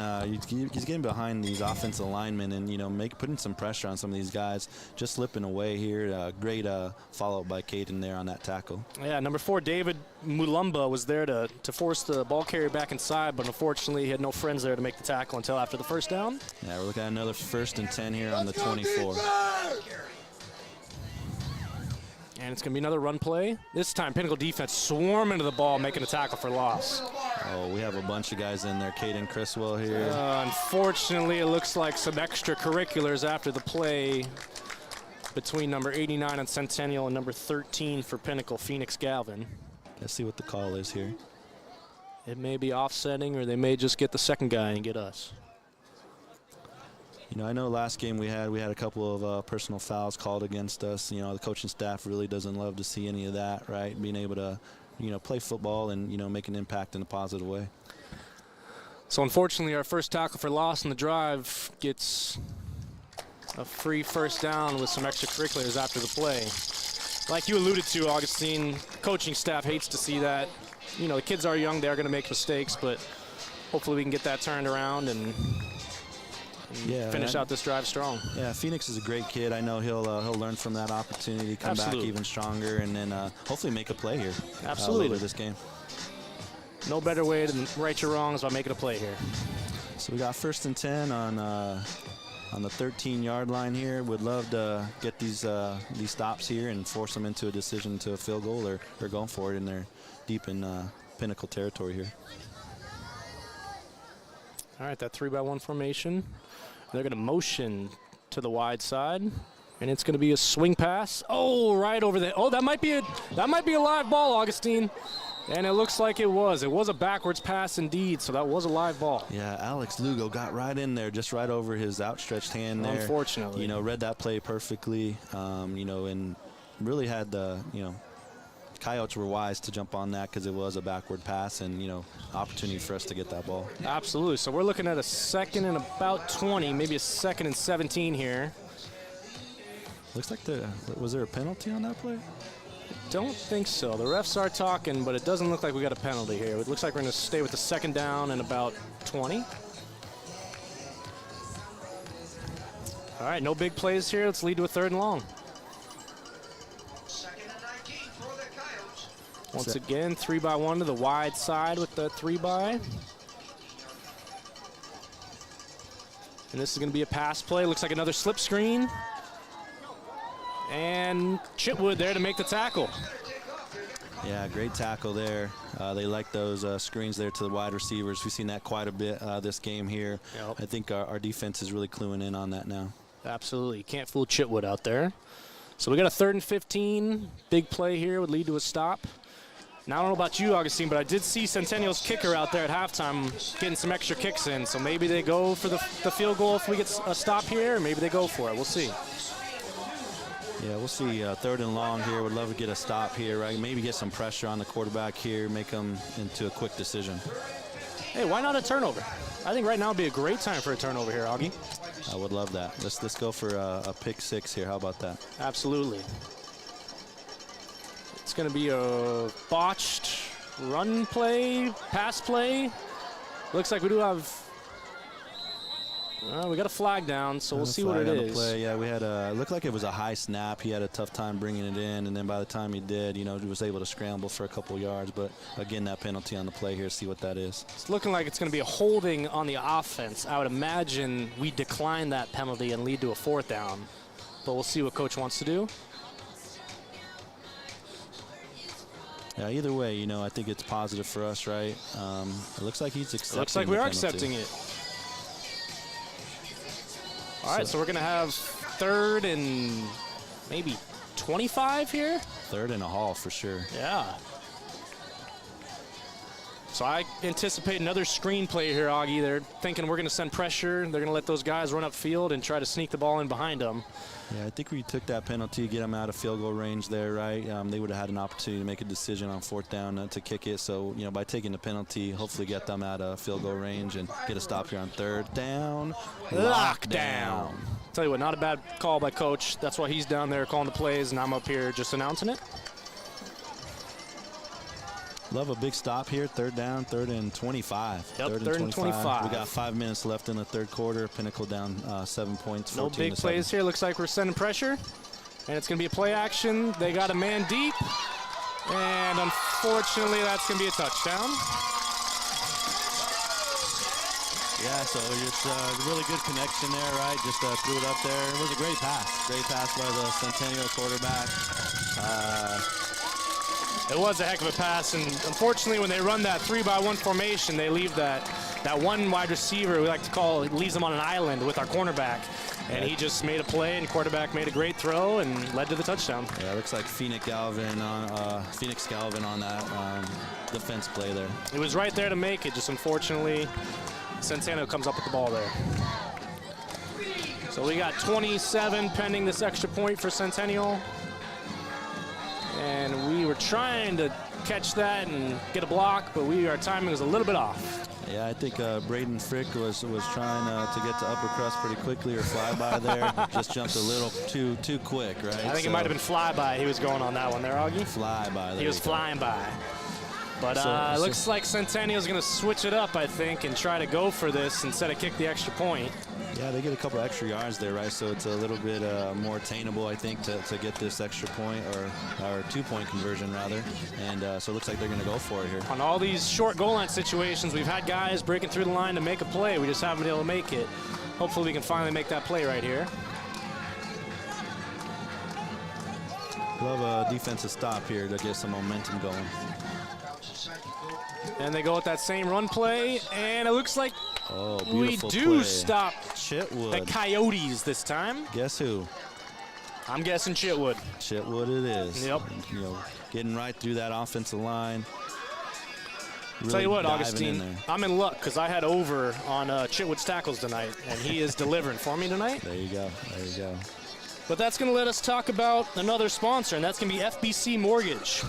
Adam Freelander at FBC Mortgage is your guy, and he's your trusted friend in lending. Make sure to give him a call if you need anything regarding your mortgage. Yeah, and just speaking about food again here, I know. So this is my daughter Bella's favorite fast food joint, and it's In-N-Out Burger. So football Friday night spot, our local burger joint at Desert Ridge Marketplace. Quality you can taste, and where quality counts. In-N-Out Burger. Give them a visit. And then after you eat all that food, you're going to have to work it out. And I couldn't think of a better place than Malohi Fitness.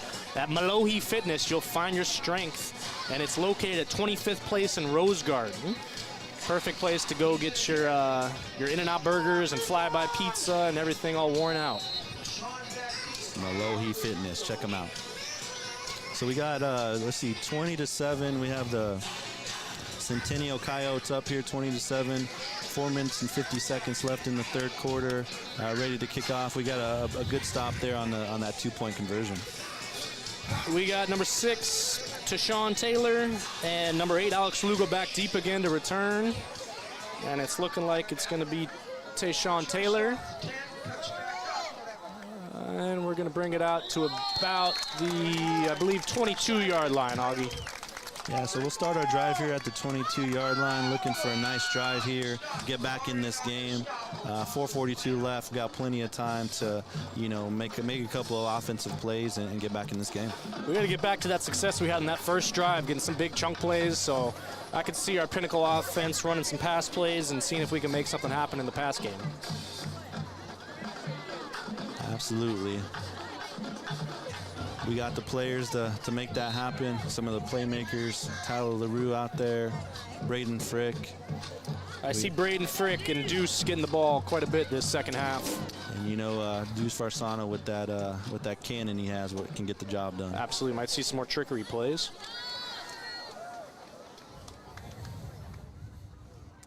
All right, we're starting out with the run. And not having much success there. Looks like we had a loss of about 1 or 2 there. Yeah, Alex Lugo on the run. It looks like a loss of 2 here. So we're looking at 2nd and long, 2nd and 12. Yep. They got in there pretty quickly on that play. We're looking for a little bit more protection here from the offensive line to get a little bit of momentum going forward. Yeah, I think like we talked about earlier, Centennial is getting that confidence. They feel like they can hang with us, and they're trying to oppose their will while we try to maintain our ground and hopefully get a big play here. We got another play action, and we got a man deep. Oh, it looks like he got there a little early, and they are going to throw the flag, Augie. Yeah, you know, we've seen a lot of contact here throughout the game. You know, he did get there a little early, so I think it's the right call there. We got a pass interference against the Centennial secondary here, which I feel like it's the right call here. Absolutely. Centennial side here a little disappointed, but I think that is the right call made by the refs. So that may be the break that we need, right, to get going here a bit in the second half and get some yards. Oh, unfortunately, they're waving that flag off. They're saying the ball got tipped, so they were allowed to have that contact on defense. Okay. I didn't see it get tipped, but obviously we're not as close to the field as the ref there. So. Me neither, Augie. Maybe we have somebody at home rewind the broadcast and let us know if it was tipped or not. Yeah, we'll work with the media crew here to see if we get you guys real-time playbacks here and replays here as soon as we can. That's a preview on what's to come next year, Augustine. There you go. Yep. All right, so 3rd and long here. Looks like number 42, Alonzo Gonzalez, is in there. Would love to see him get a play here. Looks like Centennial is going to be running man coverage. Oh, no, they're dropping into quarters. And we got a big play deep in the middle of the field to number 11. Oh. Let's go. That's Deuce Postel making a big play. Oh, and the ball's out, unfortunately. And we do not recover it, I believe. We'll see what the refs say, but I believe Centennial picked that ball back up. Looks like Deuce picked it back up. Oh, and they did, Augustine. You are right. Oh, and he's changed his mind. He's saying Centennial ball. You know what? But there is a flag in the play. You know, that was a very interesting play. It looked like Deuce was close to being down before the ball came out there. And it's going to be a... Hold on, Pinnacle.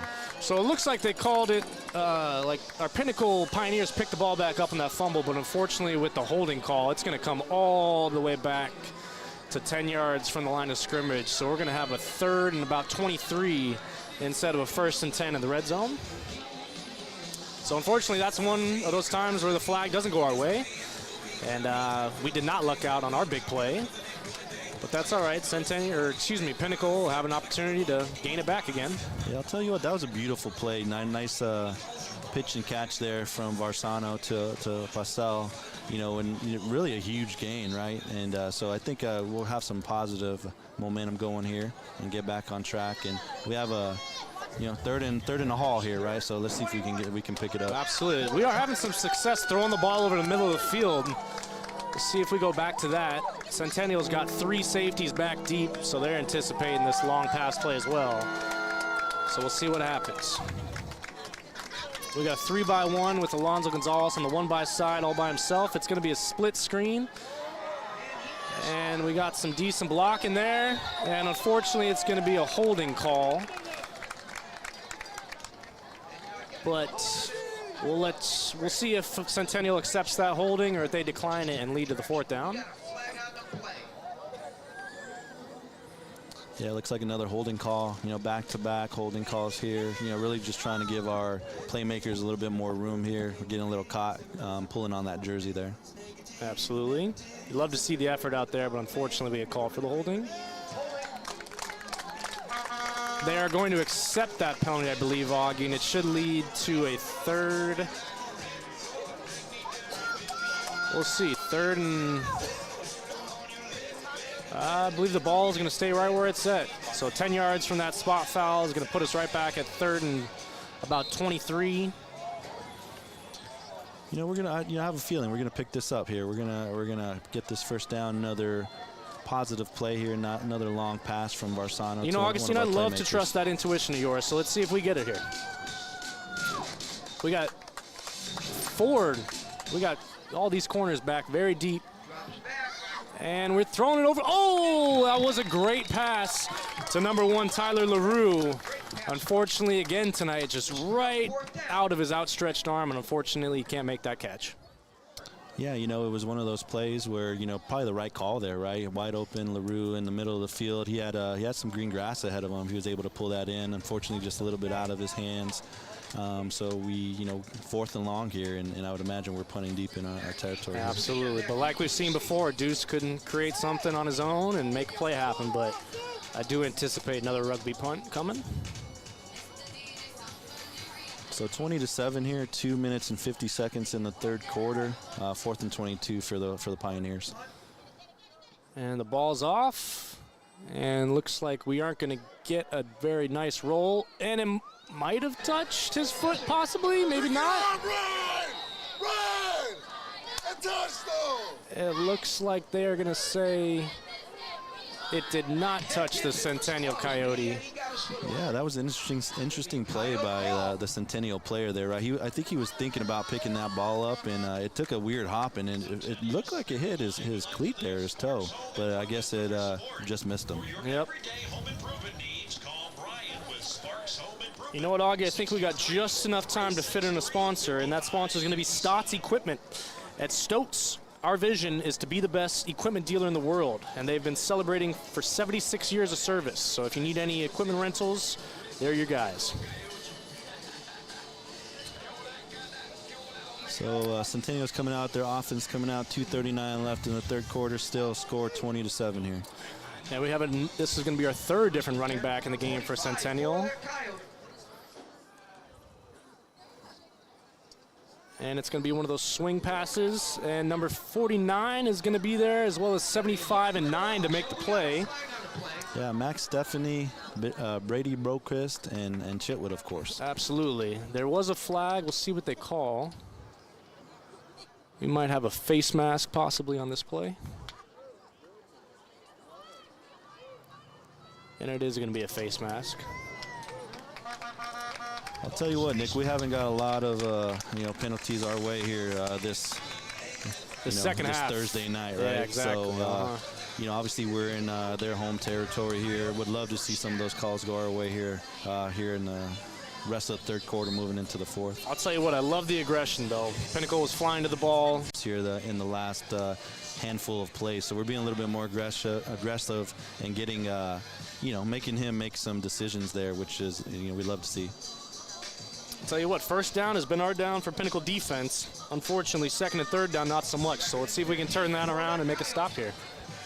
2nd and 15, about a minute 7 seconds left in the third quarter. We got a spread formation, 2-by-2, and we got some motion coming. And it's going to be a pass play.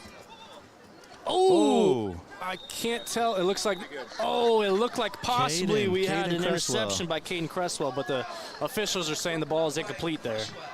Yeah, Caden's been all over the field here in the last couple of plays, so really giving us some energy here. Absolutely. What are we looking at here? Third and 15. You could see, another screen pass here. Try to catch us sending pressure. So you know what it is. Third down. Lockdown. Here we go. On that scoring play, they had a play action pass deep to that 1-by side. I imagine number 7 over there, Carson Kimmerly, is expecting possibly they do that again. But let's see what they do. And it is going to be one of those split screens, but there was a fake, and they're going deep with it, Augustine. Yeah, Brady Broquist really put some pressure there, but just a great play by the Centennial quarterback. Number 6 for Centennial was wide open there, unfortunately for a big gain. Yep, they've been running that slip screen all night. We anticipated it again, and they just called the fake at the right time and caught us jumping on the slip screen. Yeah, we're looking 1st and goal, about a minute left in the third quarter here, down 20-7. This is going to be another run play for the Coyotes, and it's going to be a touchdown. Again, right up the middle there. That's a play that they've been running all game and really having a lot of success with it, quite honestly, right? So, why move away from it, right, if it's been so successful here? So another Centennial touchdown, up 26-7. 51 seconds left in the third quarter, pending an extra point here. Tell you what, this Pinnacle defense has been great on the early downs, and once again this drive, a 3rd and long, just turns into that big play and leads to the touchdown. It feels like we're right there, Augustine. We just can't finish it off and can't close out the drive on defense, but we're not done yet. We still got a whole quarter to play. Anything can happen. Yeah, it looks like they're going for 2 here, Nikolai. They are going for 2, Augusto, and they are going to get their man out open in the flats, and that's going to be a 2-point conversion. 28-7 now. Coyotes up over the Pioneers.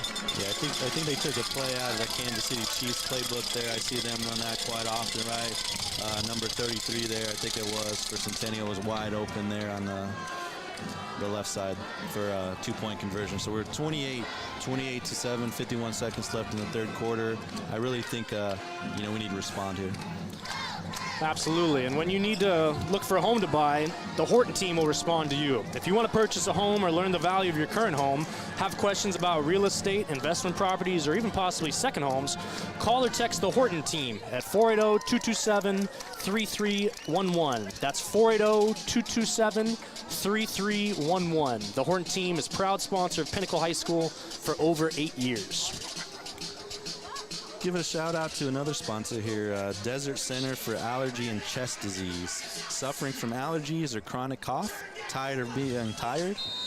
Consult Desert Center for Allergy and Chest Disease, specializing in allergy, lungs, and sleep medication. Give a Desert Center a call. I'll tell you what, with the changing of the weather, Augustine, my allergies have been killing me lately, so I will be giving them a call tomorrow. All right, Centennial here to kick off the ball. Looks like it's going to go to number 6. And Tayshawn Taylor is going to return that out to about the 20-yard line. Yeah, they've been really swarming on some of these kicks off, getting downfield pretty quickly there, not giving us an opportunity to have these big gains that we're accustomed to on these kickoffs. You can tell, Augustine, from the start of the game till now, Centennial has definitely gained some confidence and feel like they can do whatever they want out there. They're flying around, and it's showing. But our Pinnacle Pioneers have an opportunity to go down and score here and turn the tides. We'll see what happens.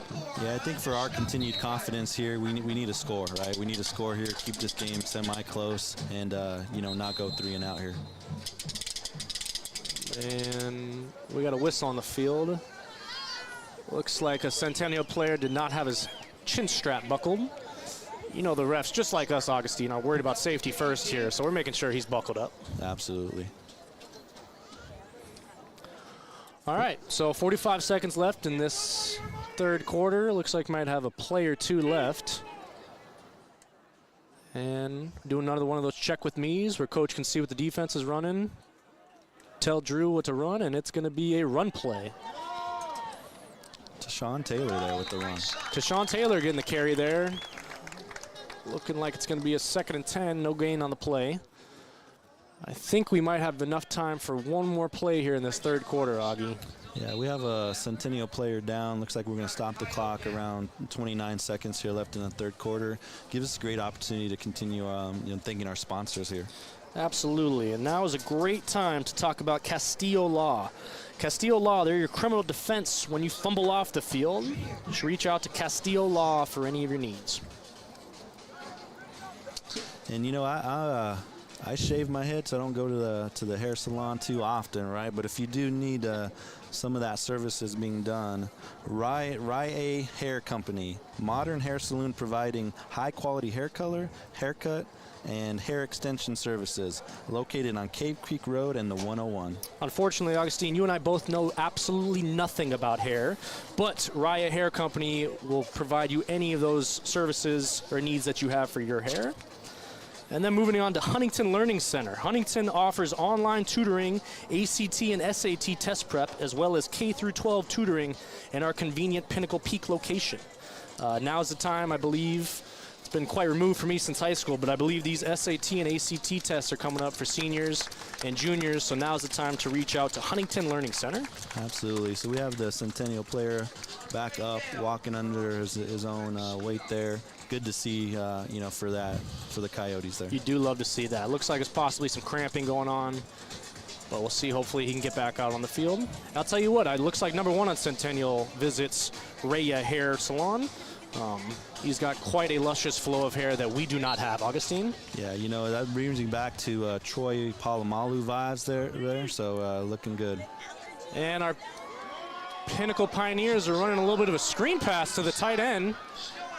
And he broke a couple tackles there. That's going to be, I believe, 87 on the play. Yeah, that's Tyson Mooney's again. We saw him a little bit earlier. He did another stiff arm there, right? So that's one of his plays, right? So we got enough for a Pinnacle first down here. So that's Absolutely. a great play. Tell you what, looking like Gronkowski out there, wearing the same number and making some of the same kind of plays that he does. Absolutely. I don't think it's tight end day anymore, but it is tonight for Tyson Mooney's. I'll tell you what, we call it Tyson Mooney's day. We got a pass to the outside to Deuce, I believe, and that's going to be close to a first down. Yeah, it looks like we're getting our rhythm a little bit here, right? Getting the plays in pretty quickly, letting these guys make some plays offensively here, and 2 positive plays so far. Absolutely. Let's hope we can carry that over the fourth quarter, because we got the end of the third quarter here. 1 quarter left to play for this Pinnacle Pioneer JV team this year, Augie. Hopefully we can finish it out strong. Yeah, let's have a big fourth quarter here, make it a game, and see some fireworks here. Let's get back to some of our sponsors here. Absolutely. So let's go with Center Mass Construction. You know, we've talked quite a bit about construction tonight, but this time we're talking about Center Mass Construction, helping you build your dreams. Residential and light commercial construction is what they offer. So reach out to them for any of your construction needs. I also want to talk about Derek Dowsett. Derek Dowsett with HomeSmart with only a 1% listing rate. So that's pretty impressive. So visit Derek Dowsett. I'll tell you what, we talked plenty about food tonight, but let's finish talking about food with some ice cream. And that's going to be with Culver's Frozen Custard at the corner on Cave Creek and Rose Garden. They welcome you to some delicious food. Yeah, Culver's is delicious there. Tell you what, I like the concretes that they have there, Augustine. Yeah, I don't know if you've had one, but those are delicious. Absolutely. They rival some Dairy Queen Blizzards, but I take Culver's over them. I want to talk a little bit about mortgage again here. So it's NSB Mortgage, specializing in residential, commercial, construction finance. NSB Mortgage's mission is to ensure that its clients receive its utmost attention to detail with regards to each of their own individual needs. So if you have any mortgage needs, visit NSB Mortgage. They'll take good care of you. I don't know if you folks at home could hear through the broadcast that we had Sweet Caroline playing to start this fourth quarter, Augie. I do like that tradition, but hopefully it helps out the Pinnacle Pioneers and not the Centennial Coyotes. You sure it's not the Bobcats, Nicholas? Hey, I'll tell you what, when I was calling them the Bobcats, our Pinnacle Pioneers are playing much better, so maybe we go back to that. You know, I feel like we have way more Pinnacle Pioneers watching than Centennial fans, so if you don't mind, I'd like to call them the Bobcats the rest of this broadcast. Let's do it. All right, it's going to be the Centennial broadcast. Change our mojo a little bit. You know, here. the Centennial Bobcats send pressure there, and we get it off deep, and that's going to be pass interference, hopefully. But unfortunately, no flag on the play there. So, again, Nick, we've seen that all night long. We've seen so much contact from the Centennial cornerbacks, and I think out of 5 plays I've seen that could have been PI, we've got one of those calls so far. Tell you what, even on the play when they threw a flag for pass interference, Augie, they waved it off and still called no pass interference. So, I don't know. It seems like maybe those yellow flags are weighing down in the refs' pockets on our pass plays. Yeah, that was to me that was a pretty obvious pass interference call, but the call didn't go our way. That's all right. We still got a third down here. We got an opportunity to get the first down. It's going to 3-by-1 formation to the wide side of the field. Quick pass to number 11, Deuce, and that is going to be a first down. So we're moving the chains here. A Pinnacle first down. Love to see that. Absolutely. Great pitch and catch from Drew to Deuce there. I anticipate our Pinnacle Pioneers moving this offense quickly as we do have a 21-point deficit to cover. So we got Alonzo coming in, splitting out wide in the formation. Looks like we have little coverage on these inside receivers. Maybe we take advantage of that. And we are going to go back to Deuce. Unfortunately, we got a flag down on the play in the area of holding. Let's see what it is, though, Augusto. Yeah, we'll see what the call is here. Looks like it may be holding against the Pioneers. Tell you what, nothing hurts a drive like an offensive penalty. We go from possibly a 2nd and 5 to now looking like it's going to be a 1st and 20. There's been a lot of flags here tonight thrown, and many going, not in the favor of Pinnacle here. So, I think, I don't know if it's home field advantage or what here, but, hope to see some of those calls go our way here in the fourth quarter. It is unfortunate to not be on the beneficial side of these flags, but we make it work, and we don't complain about that at all. That's not the Pinnacle way, and we improvise, adapt, and overcome. So we got our own 3x1 here. Let's see what we can do. We with do. it. This time we go to the 3x to the short side of the field, leaving plenty of space for Alonzo Gonzalez, but we go a screen pass over. Can't really tell who that is, Augusto. Can you see? I can't see quite yet. It's Braden Frick. Braden Frick with a gain of about 5 there on the play. So we're going to have 2nd and 15. You know, not a positive gain there, right? So we get a little closer, you know, make it more manageable here on 2nd down. Tell you what, 2nd and 15 is way better than 2nd and 20, Augustine. We'll take what we can get. So looks like we just flipped the formation. We here. did. We got a 3x1 to the wide side now. We got Alonzo Gonzalez on the 1x side. And unfortunately, the pass is intercepted by Drew Varsano. And the Centennial Bobcats are going to have that on the 5-yard line of the Pinnacle Pioneers territory. Yeah, just unfortunate there.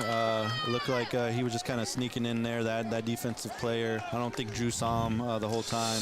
And, you know, great play by the defense here. Unfortunate for our Pinnacle Pioneers. And you got the Coyotes down in the red zone here. Yeah, unfortunately, you know, Drew's trying to make a play there. We're trying to pick up this deficit that we got, possibly forcing the ball, but that's all right. We just need to lean on the defense here to make a play, hopefully get the ball back, and then get our offense back on the field. All right, we got just over 10 minutes left in the game here. Let's see what we can do on defense. Yeah, 28-7. The Coyotes are up 28-7 on your Pinnacle Pioneers, looking for a huge defensive stop here. Looks like possibly some confusion on the Centennial side. I'll tell you what, this is probably the 3rd or 4th different running back I've seen Centennial have out there today. You can tell they value their run game and integrate many running backs here. This time leading to a touchdown for the Bobcats or the Coyotes, whatever you like to call them. Yeah, another score by Centennial, really having their way up front there. I think with, you know, our defensive line, we're not getting a lot of pressure.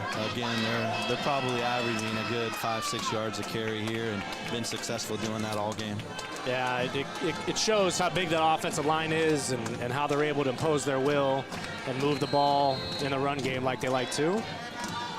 So we're looking at 34-7 now with about 10 and a half left in the 4th quarter. So plenty of time for the Pioneers to get back in this game here, you know, after the pending extra point.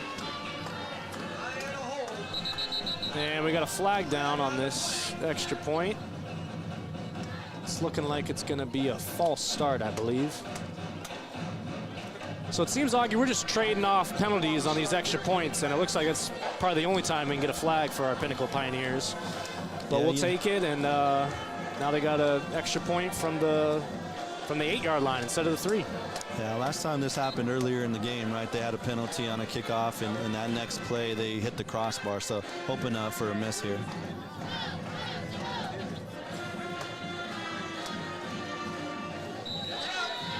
Tell you what, you could tell he was practicing at halftime because that went right through the uprights, and it's going to be 35-7 Coyotes with the lead over the Pioneers. Yeah, you know, so we'll look for the Pioneers offense to get something sparked here and you know, get into the end zone here. But while we wait, you know, for this kickoff, we'll get back to our sponsors here. Talk about Valley-wide sports cards, family-owned, family-friendly, located at 90th and Via Linda. Please drop by for all your trading card and collectible needs. Valley Sports Cards. I'll tell you what, I know someone personally who visits that store, and that's going to be my brother, Anthony Orlando. He collects sports cards as well as Pokemon cards. So if you have any Pokemon needs, you can reach out to him with any questions. His name is Anthony Orlando. Yeah, hopefully he has one of those rare Pokemon cards that, you know, go for quite a bit of money there. So hopefully you can find a needle in a haystack I'll there. tell you what, he is part of the select few that still does play Pokemon Go. So he is one of his own kind. But moving on to House of Comedy. House of Comedy is your neighborhood home for fun. Visit City North's High Street to drink, dine, and laugh at the House of Comedy. All right, we got a kickoff coming here for Centennial, and the ball is off the tees, so we're going to have to reset that. And that gives us just enough time to talk about one more sponsor. Yeah, so, you know, just thinking about sweets, right? And thinking about, and this is a place that I love, and we've ordered some cakes here from this company before, so Nothing Bundt Cakes. So when you're thinking about your next celebration, visit Nothing Bundt Cakes on the corner of Scottsdale Road and Frank Lloyd Wright. Yum. Yum. It's not third down lockdown, it's third down yum. It's third down yum time. But we got the Centennial kickoff looking like it's going to go out of bounds. Alonzo Gonzalez making the smart play there and letting the ball go out.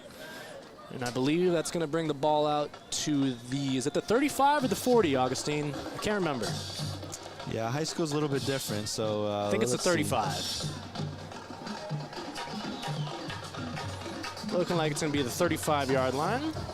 And while we wait for them to set the ball on the Pinnacle offense to come out on the field, let's talk about Made to Move Nutrition and Wellness. Come out and work out with Jesse and the crew at Made to Move, located on Scottsdale and Frank Lloyd Wright. Again, that's Made to Move Nutrition and Wellness. So it looks like the 35-yard line, 1st and 10 for Pinnacle, down 35-7, 10.5 minutes left in the fourth quarter. Let's see what Pinnacle tries to do to create some offense here. Looking like we're going to go to the running back on that wheel play. We got number 6. That's going to be Tayshawn. Tayshawn Taylor. Tayshawn Taylor with the big play and the touchdown. And the touchdown here. It's going to be an interesting call here. The ref was not able to see, so I wouldn't imagine they'd call anything else but a touchdown. So that's a big play for Tayshawn Taylor. Yeah, you know, very proud of Drew Versano there for, you know, coming back after that pick and really, you know, throwing a laser down to Tayshawn there. And looks like we got a flag in the play here coming late after the play for some extracurriculars. Let's see who it's on.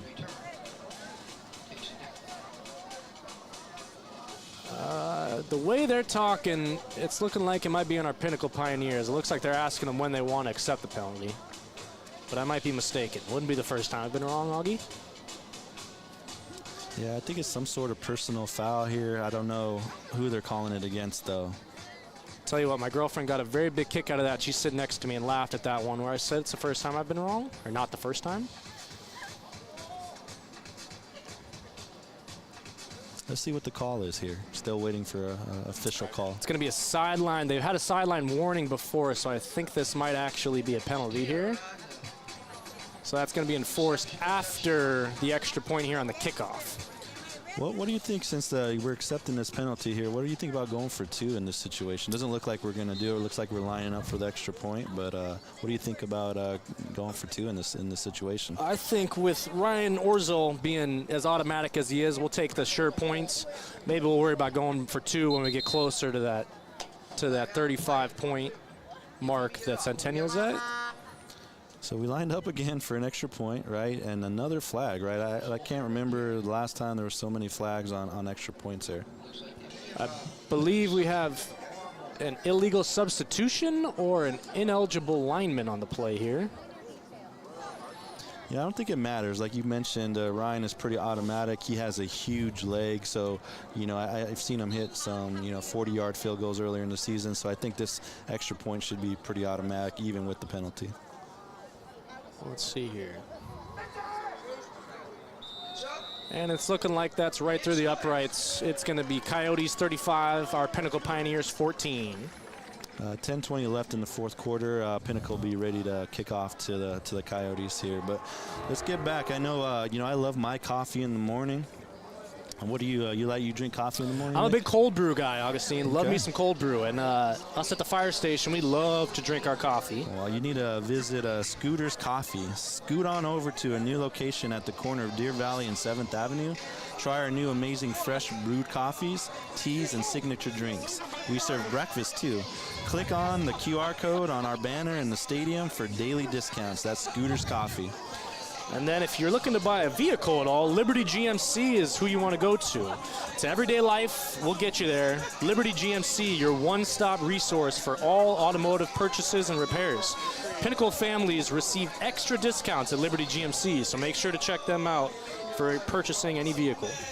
And a shout out to Clayco. At Clayco, it's not about the walls we plan and the buildings we put up. It's about the people and their purpose within them every day. These powerful structures have impact that reach far beyond the walls. Clayco.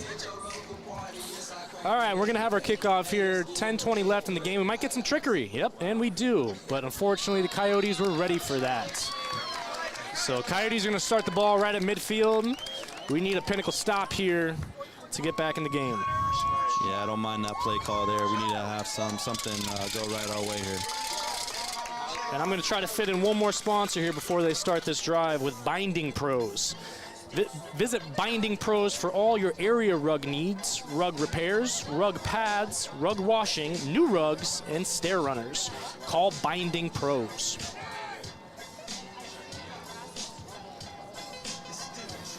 So it looks like we're out though at the 48-yard line here, 1st and 10 for the Centennial Coyotes. Now, if you're asking my old high school football coach, Terry Derry, he would say that's at the 52-yard line, Augustine. But as you are correct, it is the 48. Hey, potatoes. Hey, you know, here we go. It's going to be a run play or a jet pass, as we like to call that. Couple broken tackles, and that's going to be about a 7-yard gain for the Coyotes. Looked like number 24, Michael Martin on that tackle. Looks like he slipped a couple of our defenders there. Just didn't do a good job wrapping up. Caden Cresswell almost had to stop there, but unfortunately just out of his reach, leading to the 2nd and 3rd down for the Coyotes. So really quick, I'll throw another sponsor in here, Empowered Electrical Solutions. Having electrical issues, need help with the project, reach out to your favorite Empowered Electrical Solution. They are locally owned and operated business. We're licensed, bonded, insured. Give us a call today. People, power, passion. Pioneers. That's the 4th P that they forgot to mention there. But that's all right. We see a big play coming, big pass, and it's going to be incomplete, leading to a 3rd down. That was a beautiful coverage there by Braden Frick. You know, if they're going to be aggressive from their secondary, I think we need to do the same, and Braden did a great job there cutting them off, and I think he actually stepped out of bounds prior to the, even catch or attempted catch there. Absolutely. Braden making plays on both the offensive and defensive end here tonight. All right, Augie, we got a 3rd down here. Stop would be huge. Lead to a 4th down, and hopefully we get the ball back. Well, you know what time it is. 3rd down. Lockdown. Here we go. Here we go. 3-by-1 to the wide side. You've seen the slip screen. You've seen the slip screen fake. Let's see what they go with here. 3rd and 3 for the Coyotes. It's going to be a run play this time, Augie. And they, looks like they might not have gotten the stop. Number 90 in there with the great play, Austin, and then we also have Max there, Stephanie there with some great play. Looks like he got just enough for that 1st down. Unfortunately, they are going to get the 1st down there.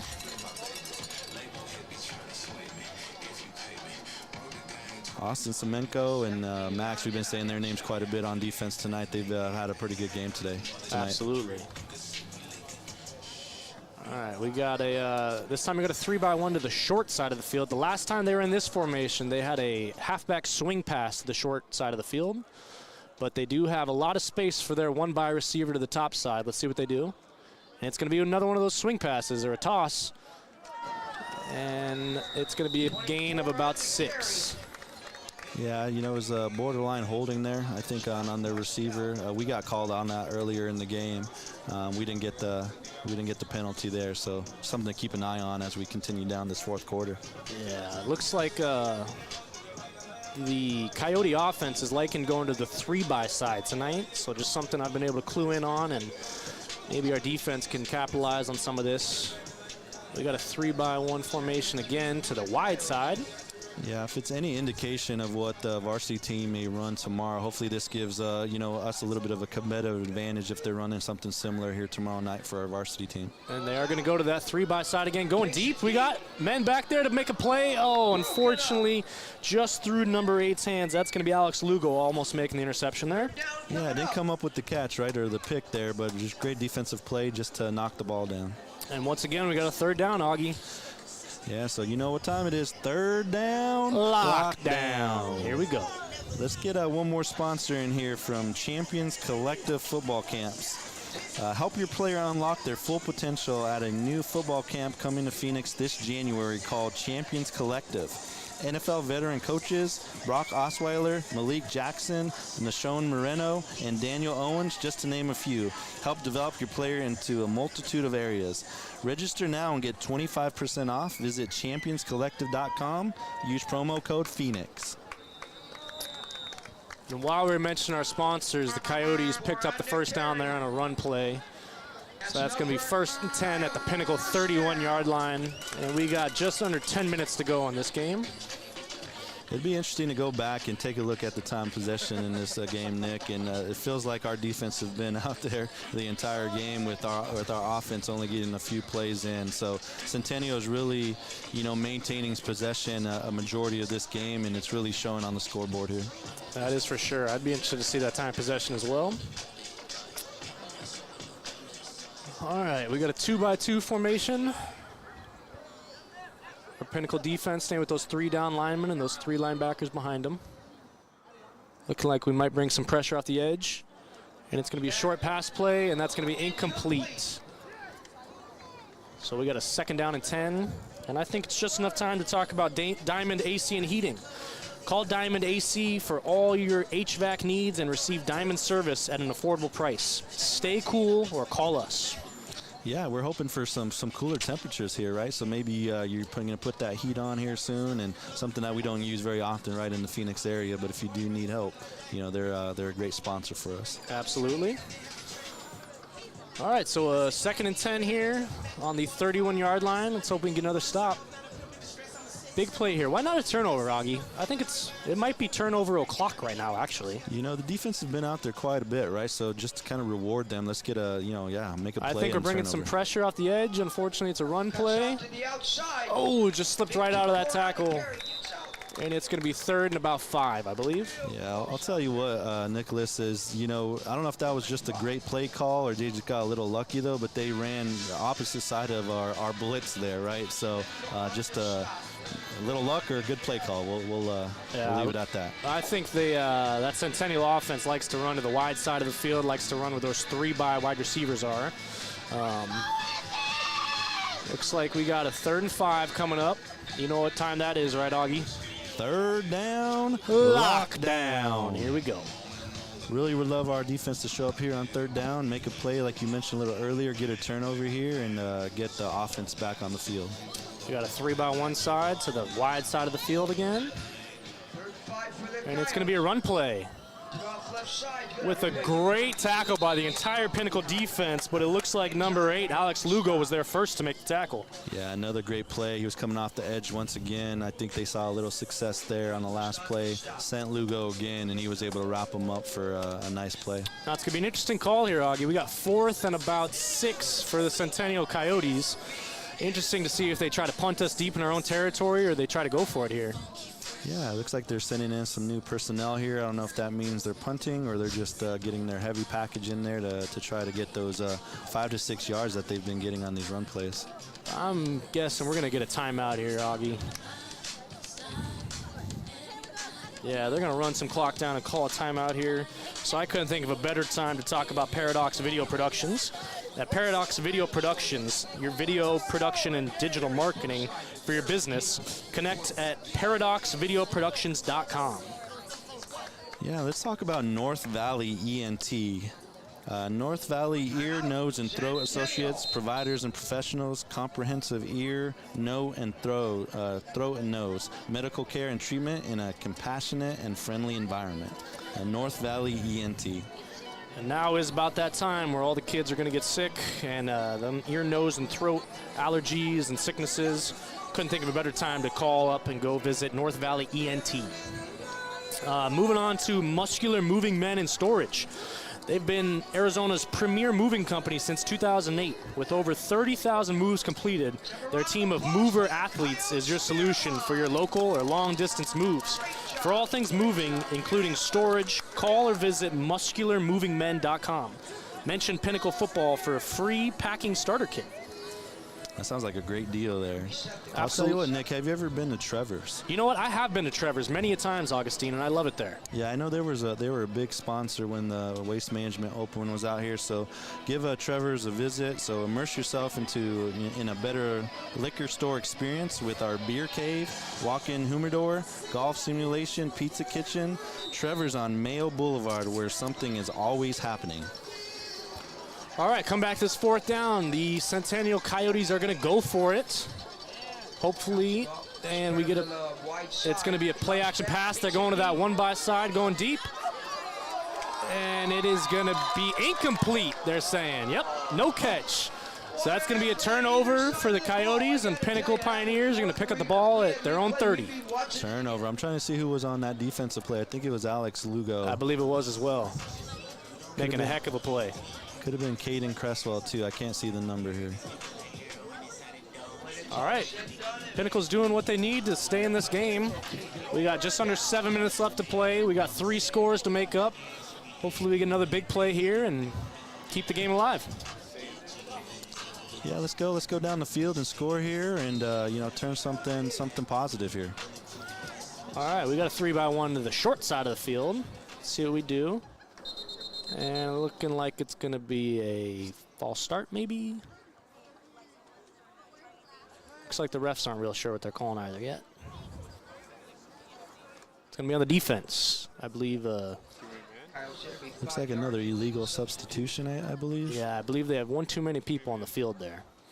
So we'll take it. Finally, a call that's going our way here tonight, Nick, and we'll take it. Just any positive yards that we can get here in the 4th quarter, we'll take it. Absolutely. So we got a 1st and 5 now here at our own 30. And it's going to be a pass play, and it's going to be middle.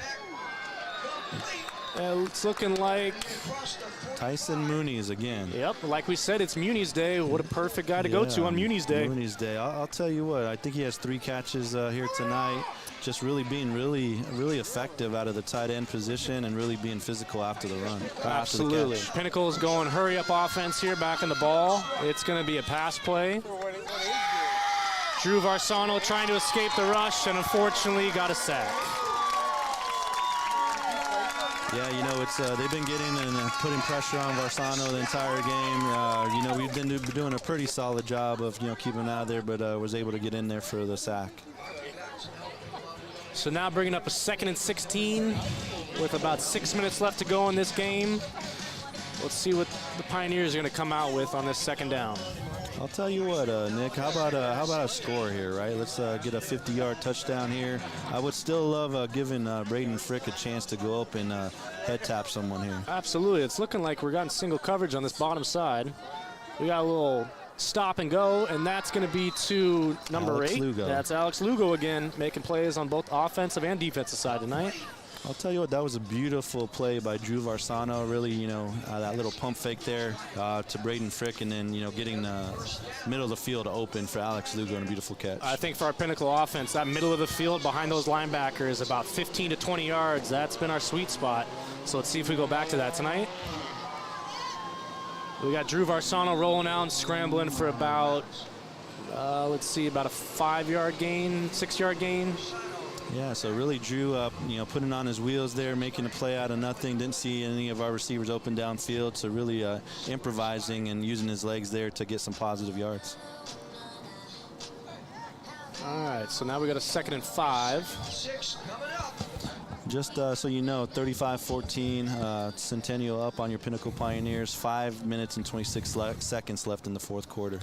It's going to be a roll out to the left side, quick pass to, I believe that was Alex Lugo that just barely out of his outstretched arm, unable to make the play there. Yeah, it looks like he's been looking Alex's way quite a bit today. Drew, kind of a safety blanket, I think, for Drew. Had some great plays, just a little bit out of the outreach hand there. Absolutely. On that pass. And if I'm not mistaken, I believe Alex plays a little bit of running back for us, and he played earlier in the game at running back, but they got him out wide now, and they've had number 6, look at this, Tayshawn Taylor. Nick. We got Deuce Postel here on a trick play. It looks like we got quite the formation here, and Centennial's going to call a timeout. They don't know what they're seeing here. And I believe, Augie, it's kind of a weird formation. It's called the swinging gate. It's a little variation of the formation, but Pinnacle Pioneers coming out with a little trickery, and Coyotes using their timeout to stop it. Yeah, I like the creativity there. We saw the cannon that Deuce has, right? So him being there, lining up a quarterback, we had quite a few folks on the, on the far side there, could go for a long pass. So we'll see how they come out and really confuse the Centennial defense on that one, causing yielding in a timeout there. Absolutely. So with this timeout, brings us a perfect opportunity to talk about another sponsor, and that's going to be Clean Car Detail AZ. Is your car dirty? I know mine is. Are you tired of low-quality car washes? If so, contact Clean Car Mobile Detailing today. Yeah, I'll tell you what, I know you have a beautiful dog named Finn. He does shed a lot. So, I noticed that in your car today driving here. So, would love to get that cleaned out with Clean Air Detail. You and I both, Augustine, have some Finn hair on us tonight. But I'll tell you what, I want to talk real quick. I saw on that timeout, Matt Show Me the Moolah came in clutch as being a water boy. I love to see that teamwork and that dedication to his team to give them whatever they need out there. Yeah, I love the dedication and teamwork there, just doing whatever we can to really support our teammates and our Pinnacle colleagues here. All right, coming back to the play, we got an offsides. It looks on the Coyotes.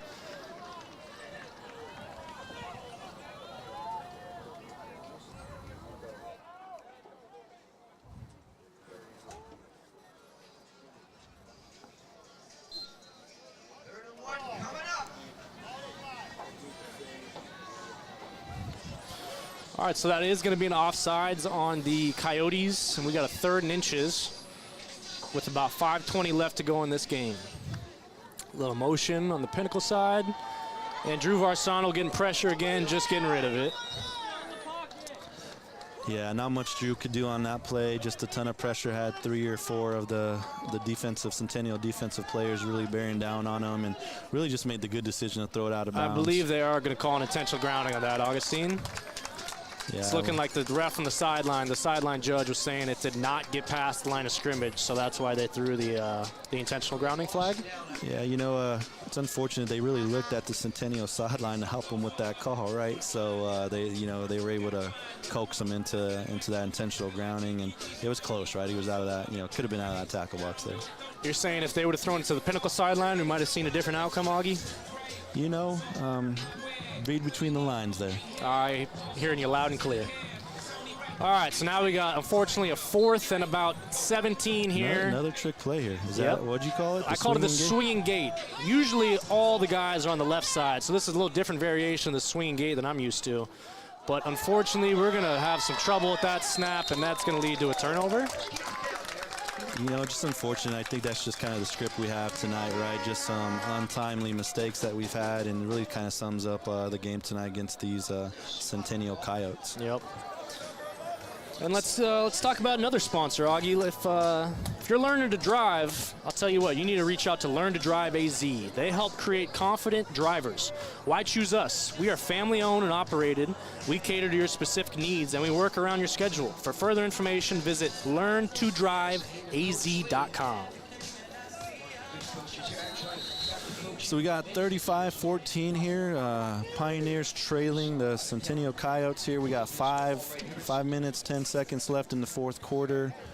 And we have the Centennial Coyotes offense coming on the field after that unfortunate snap that we had. And the Coyotes' normal formation tonight, 3-by-1 to the wide side with a run play.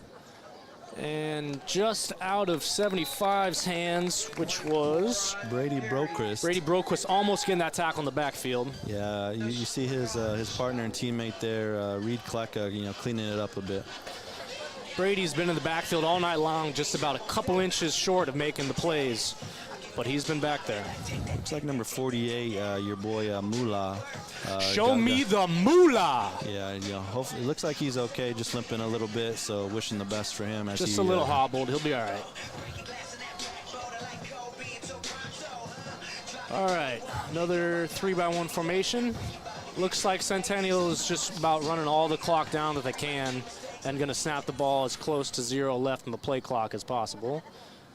And it's going to be another run play to the wide side. The outside. Once again, Brady just out of his outstretched arms, but we're still going to get a tackle for about 2-yard gain. Augie? Yeah, Chitwood again, right? So he's been all over the field. We've mentioned his name several times here tonight. Brady's been in the backfield quite a bit tonight, just unable to secure that tackle, but Chitwood was able to follow that up. All right, 3-by-1 again to the wide side. I anticipate they're going to run some clock down. Oh, nope, they snapped it right away. It's going to be a run play. And this time he makes the play. Brady Boquist in the backfield, forcing a 4th down, Augie. Yeah, I love to see that. He's been in the backfield all night long. He was able to wrap him up that time and get a big tackle for us in the time that we needed it. Absolutely. We're staying alive here, Augie. We got about 3 minutes, 30 seconds left. 4th down for the Centennial Coyotes. I can't tell, but it looks like they still got their offense in. Quarterback's waiting here at the numbers, trying to get the call from coach. Yeah, it looks like they may be wasting some clock here, maybe calling another timeout here soon. So looks like they'll be calling a timeout here in about 3 minutes left in the 4th quarter. Absolutely. So in the meantime, I'd like to talk about some sponsors from the Spirit Line. So the Spirit Line would like to thank all their red level sponsors, and that includes Gage Mathers with the Injury Lawyers. That's going to be Gage Mathers Injury Lawyers, as well as Coco Whitaker with Reality One Group, as well as Randy Whitaker with the Castle and Cook Mortgage, as well as the Sanji Family Foundation. Augie, I'll let you take the rest of those.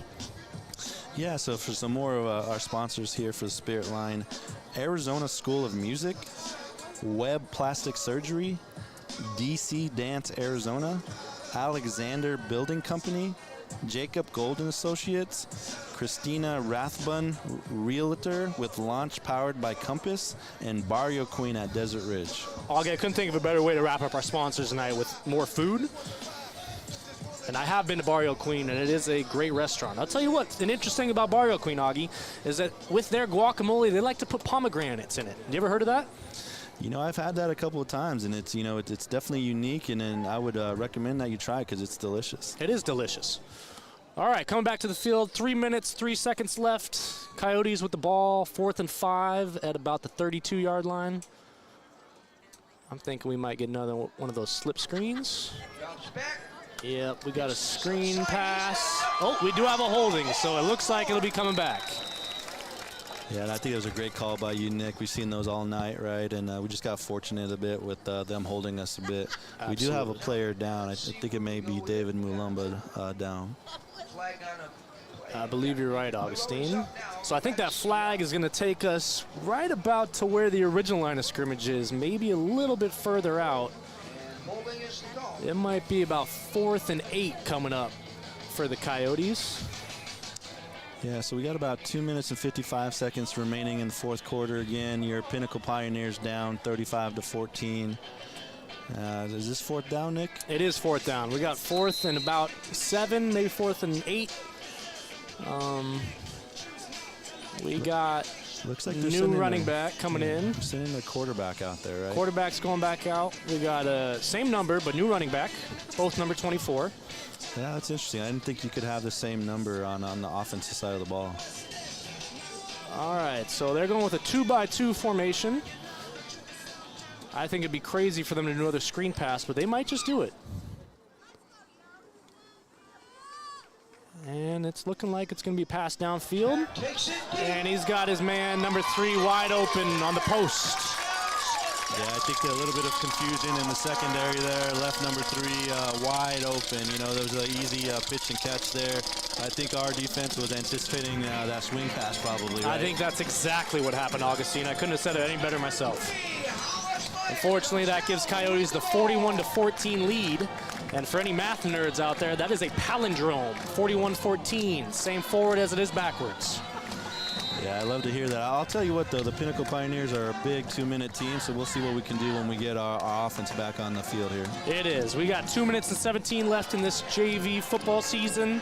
let's make the most out of it, Augie. Let's see we get one more touchdown, make something crazy happen. Yeah, you know, just getting some positive momentum towards the end of the season here. And like you and I were talking about a little bit earlier, giving some of these kids an opportunity and a chance to play on the varsity level here in the last couple of games, give them some experience. But I'll tell you what, it's been a very successful season for the JV team here. They've only had one loss coming into this game here tonight. You know, potentially a second loss, you know, coming in as well, but just very successful. And if it says anything about the future of the Pioneer football, it's super bright. Absolutely, Augie. And while we were talking, I don't know if you noticed, but there was an extra point without a flag. That might have been our first on the night. Yeah, you very well could have been, right? So, you know, we'll take it. We'll take it anytime we can do it. Absolutely. Yeah, I would love Mulumba to take this to the house. Maybe Alonzo Gonzalez getting a chance to run the ball here and taking it to the house, and you know, showing some his buddy Tyson's kind of Gronk moves there as well, right? So I would love to see us take this one to the house. I could see him kicking it short to one of these up backs and seeing what they have. All right. We got Tyler LaRue back there too, waiting for the kickoff, and then I believe is that Tashawn Taylor. That's Tashawn, yep. Yeah, they've kicked it to Tashawn a couple of times here this game. Haven't had a ton of success returning here, so hopefully that, you know, we change our luck a bit. Absolutely. Let's make a play here and see what happens.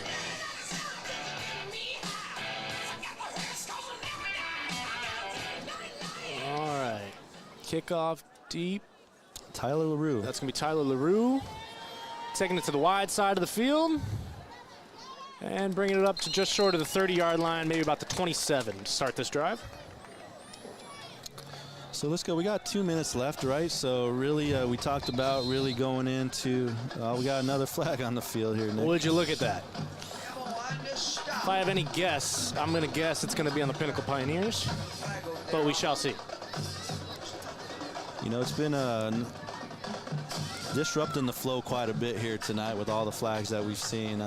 So it is actually against the Centennial Bobcats. The Bobcats, Coyotes, whatever you prefer to call them. They're both wild desert creatures. But it was going to be on the Coyotes, so that's going to be, I believe, a 15-yard penalty, a dead ball and sportsmanlike.